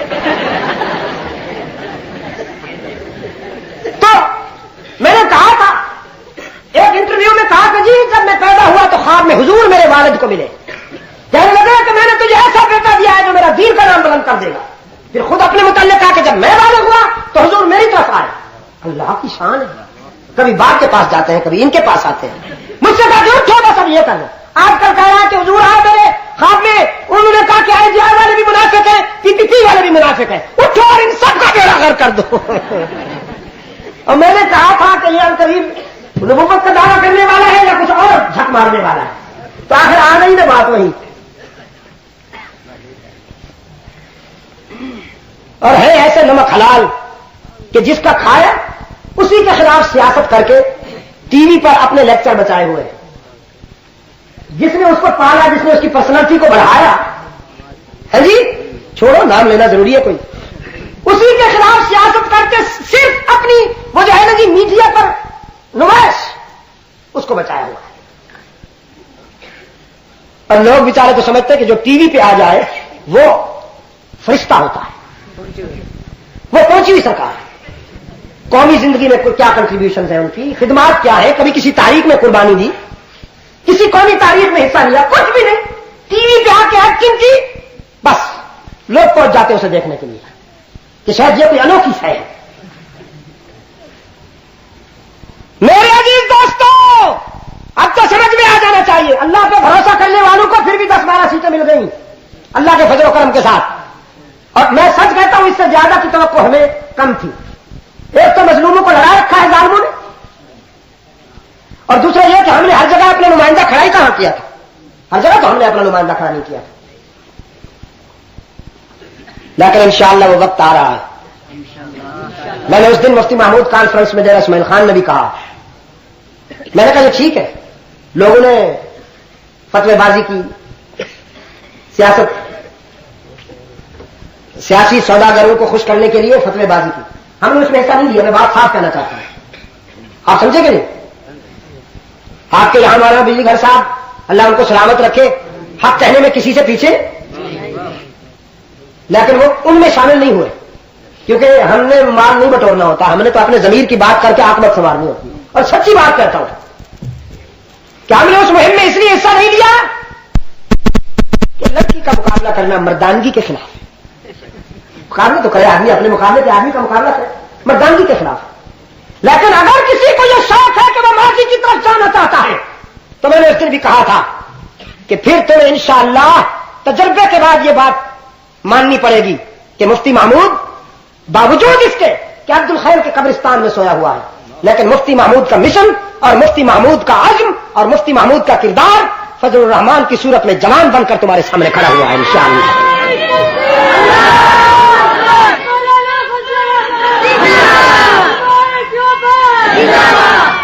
ہم نے سنیے, میں بات کہہ دینا چاہتا ہوں, جب ایک جمہوری طرز یا جمہوری انداز میں کام ہو رہا ہے تو ہم نے کہا کہ اکثریتی پارٹی کو بے شک کام کرنے کا موقع دیا جائے. ہم سے کہا گیا تھا کہ سکوت ڈھاکہ کا المیہ ہو چکا ہے, کوئی ایسا قدم نہ اٹھایا جائے کہ پھر کوئی سکوت ڈھاکہ کا المیہ پیش آئے. ہم نے کہا ٹھیک ہے اکثریتی پارٹی کو موقع دیا جائے, لیکن اب تمہارے جو لچھن ہیں, تم اپنی بیٹیاں بک کرانے لگے ہو فلم انڈسٹری میں. اب انشاءاللہ مفتی محمود کا خون آ رہا ہے میدان میں, ساری قضائیں ادا ہو جائیں گی انشاءاللہ. ہم ان بندوں میں سے نہیں جو ہیروئن فروشوں کو خوش کرنے کے لیے فتوا تو دے دیتے ہیں, لیکن فتوا دینے کے بعد پھر حجروں میں گھس جاتے ہیں, نظر نہیں آتے. ہم انشاءاللہ ظلم کے خلاف جب بھی آتے ہیں تو وہ جدوجہد فیصلہ کن ہوا کرتی ہے. اس سرزمین کی عزت, اس سرزمین کی سلامتی, وطن عزیز کی بقا کے لیے ہم نے کل بھی قربانیاں دی تھی, آج بھی قربانی کے لیے تیار ہے, اور انشاءاللہ جب تک زندہ ہے قربانیاں دیتے رہیں گے. نعرے تکبیر, سر بکف سر بلند, سر بکف سر بلند. میرے عزیز دوستوں, یہ وہ موٹو تھا, یہ وہ سلوگن تھا جسے مکہ والے پچا نہ سکے, حلوائی پچا نہ سکے. ایک پیرزادہ کھڑا ہو گیا, ابو لہب جو ہے یہ بہت بڑا پیرزادہ ہے, اس کباب بھی جدید نشین تھا نا جی. ہاں یہ سارے ہاشمی, پوچھیے مفتی صاحب سے, یہ سب جدید نشین چلے آ رہے تھے. کھڑا ہو گیا, کہنے لگا لہٰذا جمع کرنا, اس لیے جمع کیا تھا تو نے ہمیں, تبن لٹ. یہ تبن لٹ کا میرے اندر اتنی ضرورت نہیں کہ میں ترجمہ کر سکوں. شرافت کے پتلے, انسانی شرافت کے حوالہ محمد عربی صلی اللہ علیہ وسلم نے تو یہ سن کر صبر کر لیا, لیکن محمد کے غیرت مند خدا نے نقد جواب دیا. فرمایا تبت یدا ابی لہب وتب ما اغنی عنہ مالہ وما کسب سیصلی نارا ذات لہب وامرأتہ حمالۃ الحطب فی جیدہا حبل من مسد. بربادی تو تیرے لیے ہے او مسٹر ابو لہب, اور تیری اس بیگم کے لیے جو محمد کی راہوں میں کانٹے بچھاتی پھرتی ہے. تم مٹ جاؤ گے, میرے محبوب کا نام قیامت تک گونجتا رہے گا تشہد میں, اذانوں میں. رحمت عالم صلی اللہ علیہ وسلم فرماتے قولوا لا الہ. پشاور کے روشن ضمیروں, وہ دیکھو فاران کی بلندی پر میرا محبوب اکیلا کھڑا ہوا ہے, اکیلا کھڑا ہوا ہے رحمت عالم صلی اللہ علیہ وسلم. لیکن اس اکیلے کے لیے اکیلا کھڑا ہوا ہے, اس اکیلے کے لیے سب کو چھوڑ دیا ہے اپنے رب کے لیے. اور توحید کہتے ہی اسی کو ہے. یہ جو سب کو خوش کرنا, سب کو خوش کرتے پھرتے ہیں کہ یہ بھی راضی ہو جائے وہ بھی راضی رہے, کسٹمر نہ ٹوٹے, میں محبوب کل بن جاؤں, یہ مفادات ہے. اکیلا کھڑا ہوا ہے میرا محبوب, اس اکیلے کے لیے رب العالمین نے فرمایا او میرے محبوب اکیلا تو بس میں ہی اچھا لگتا ہوں, تنہائی تو بس مجھے ہی اچھی لگتی ہے. تو نے رب کے لیے سب کو چھوڑ دیا, تو نے میرے لیے سب سے منہ موڑ لیا, تو اب میں تو تجھے تنہا نہیں رہنے دوں گا. میں تیرے لیے ابو بکر کو منتخب کرتا ہوں, میں تیری رفاقت کے لیے فاروق کو منتخب کرتا ہوں, عثمان کو تیرا رضاکار بناتا ہوں, علی کو تیرا سپاہی بناتا ہوں, سلمان و بلال کو بھیجتا ہوں, ابو ہریرہ آ رہے ہیں, خالد کو بھیجتا ہوں, ابن عوف کو بھیجتا ہوں, سعد کو بھیجتا ہوں, سعید آ رہے, عمرو ابن عاص آ رہے, یہ تیرے رضاکار بنیں گے. فرش پہ تیرا لشکر ہوں گے, عرش پہ یہ میرا لشکر ہوں گے. یہ جن گھوڑوں پہ بیٹھ کر جہاد کریں گے میں ان گھوڑوں کی ٹاپوں کی قسمیں قرآن میں کھا لیا کروں گا. یہ تیری نبوت کے عینی گواہ بنیں گے, میں ان کے ایمان کی حقانیت کا عینی گواہ بنوں گا. ان کی رفاقت اور ان کی دوستی تجھے سارے جہان سے مستغنی کر دے گی او میرے محبوب. تو وفا کرتا جا میں جزا دیتا جاؤں گا. تو میرا ہے میں تیرا ہوں. یہ ہے سیرت سرور کائنات. پشاور کے دوستو یہ ہے سیرت محمد مصطفیٰ. توحید کے اجالے پھیلاؤ, شرک کے اندھیرے مٹاؤ. توحید کے اجالے گلی گلی کوچا کوچا پھیلاؤ. لیکن اس کے لیے کانٹے بھی راستے میں آئیں گے, نوکیلے پتھروں کا بھی سامنا کرنا پڑے گا, شولوں سے بھی گزرنا پڑے گا. آدم سے لے کر محمد تک صلی اللہ علیہ وسلم تمام انبیاء کی سیرت و کردار کا مطالعہ کیجئے. یہ ایک کمبائنڈ پوائنٹ ہے, سب کا مشترکہ ہدف ہے. آدم سے لے کر محمد عربی صلی اللہ علیہ وسلم تک تمام انبیاء اور رسول نے اسی نقطے پر اپنی ساری زندگیاں گزار دیں کہ اس کے سوا کوئی حاجت روا و مشکل کشا نہیں. اور پاکستان والوں, تم نے مختلف پارٹیوں کا کردار بھی دیکھ لیا, تم نے مختلف لیڈروں کا کردار بھی دیکھ لیا. آج انصاف سے بولو, مسائل حل ہو گئے یا الجھ گئے؟ منافرت کے شعلے بجھ گئے ہیں یا اور بھڑک گئے ہیں؟ مہنگائی کم ہوئی ہے یا زیادہ ہو گئی ہے؟ دوریاں اور نفرتیں کم ہوئی ہیں یا بڑھ گئی ہیں؟ جی دھماکے ختم ہو گئے ہیں یا جاری ہیں؟ آزما لیا؟ ممبران حضرات کو بھی آزما لیا؟ ماشاءاللہ اچھے دکھ رہے ہیں, بڑی اچھی قیمتیں, ریکارڈ توڑ دیے. میں نے رات بھی کہا قربانی کے بکروں بیچاروں نے بھی سر جھکا لیا, انہیں بھی حیا آ گئی کہ اتنے مہنگے تو ہم بھی نہیں ہوئے تھے. یاد رکھنا میری اس بات کو, کوئی مسئلہ تمہارا اس وقت تک حل نہیں ہوگا جب تک اس سے تعلق قائم نہیں کرو گے. چند دنوں کے لیے ہی صحیح آزما لو, اس نسخے کو آزما لو, اس سرزمین سے شرک و بدعت کے اڈے ہٹا دو, سنتوں میں بدعت کی ملاوٹ کا راستہ بند کر دو, بغض صحابہ کی تاریکیاں مٹاؤ اور حب صحابہ کی روشنیاں پھیلاؤ. اللہ کے نیک بندوں پر بد زبانی کرنے والوں کی زبانیں روکو. اصحاب و اہل بیت پیغمبر کے خلاف لکھی جانے والی کتابوں کو نظر آتش کرو. ہر طرف پھیلے ہوئے آستانوں کو مٹا کر اللہ کی توحید کا پرچم اونچا کرو. انشاءاللہ تمہاری مٹی بھی سونا بن جائے گی. اللہم صلی علی سیدنا محمد النبی الامی وعلی آلہ واصحابہ وبارک وسلم. شاباش, پونا ایک ہونے لگا. یہ دعا سے پہلے ہلنے جلنے کی اجازت نہیں ہے, ہلنے جلنے کی بھی اجازت نہیں دعا سے پہلے. عثمانیہ لائبریری غالباً اسی علاقہ میں, میرے ایک عزیز اللہ اسے اپنے فضل و کرم سے مالا مال فرمائے, محمد یوسف, ان کے معاونین, ان کے رفقا ہیں ہمارے عزیز مدنی صاحب, محمد نعیم صاحب, یہ سب دوست مل کر انہوں نے یہ چراغ روشن کیا ہے. اس لائبریری کے ذریعے, کتابوں کیسٹوں کے ذریعے یہ گھر گھر توحید و سنت کی روشنیاں پھیلا رہے ہیں.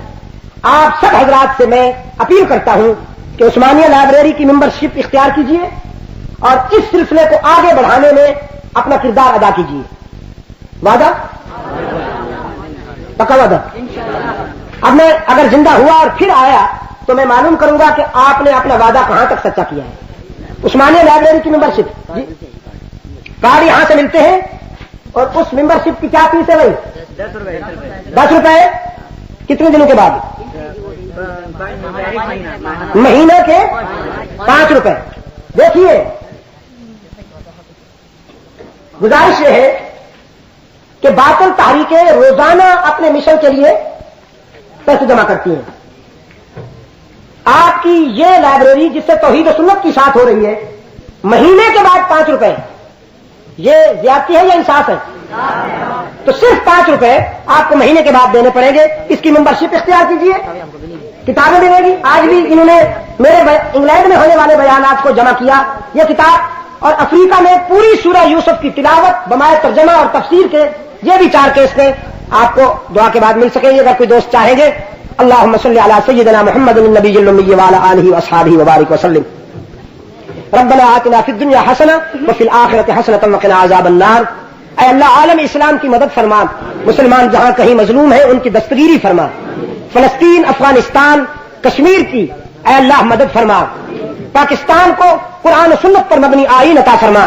دور خلافت راشدہ سے نسبت رکھنے والا عادلانہ طرز زندگی عطا فرما تاکہ پاکستان امن و سلامتی کا گہوارہ بن سکے، اور وطن عزیز کو آج جن خطرات کا سامنا ہے ان سے محفوظ رہ سکے. اے اللہ بیماروں کو شفا کاملہ عطا فرما، روحانی جسمانی بیماروں کو شفا کاملہ عطا فرما. ہمیں اور ہمارے بچوں کو ہر فتنے سے محفوظ معمول فرما.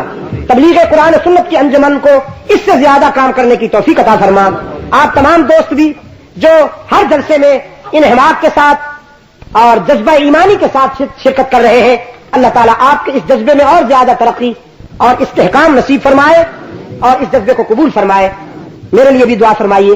اللہ تعالیٰ مجھے بھی زندگی کا ہر لمحہ اسی مشن پر بسر کرنے کی توفیق عطا فرمائے. میں نے ابھی لاسٹ مارچ میں جب افریقہ کے سفر پہ تھا تو ایک جوڑ کے لیے وہاں میں نے دوستوں کو تیار کیا تھا، تبلیغی جوڑ کے لیے کہ آپ حضرات اس میں شرکت کے لیے آئیں. میں کسی سے وعدہ لے رہا تھا ایک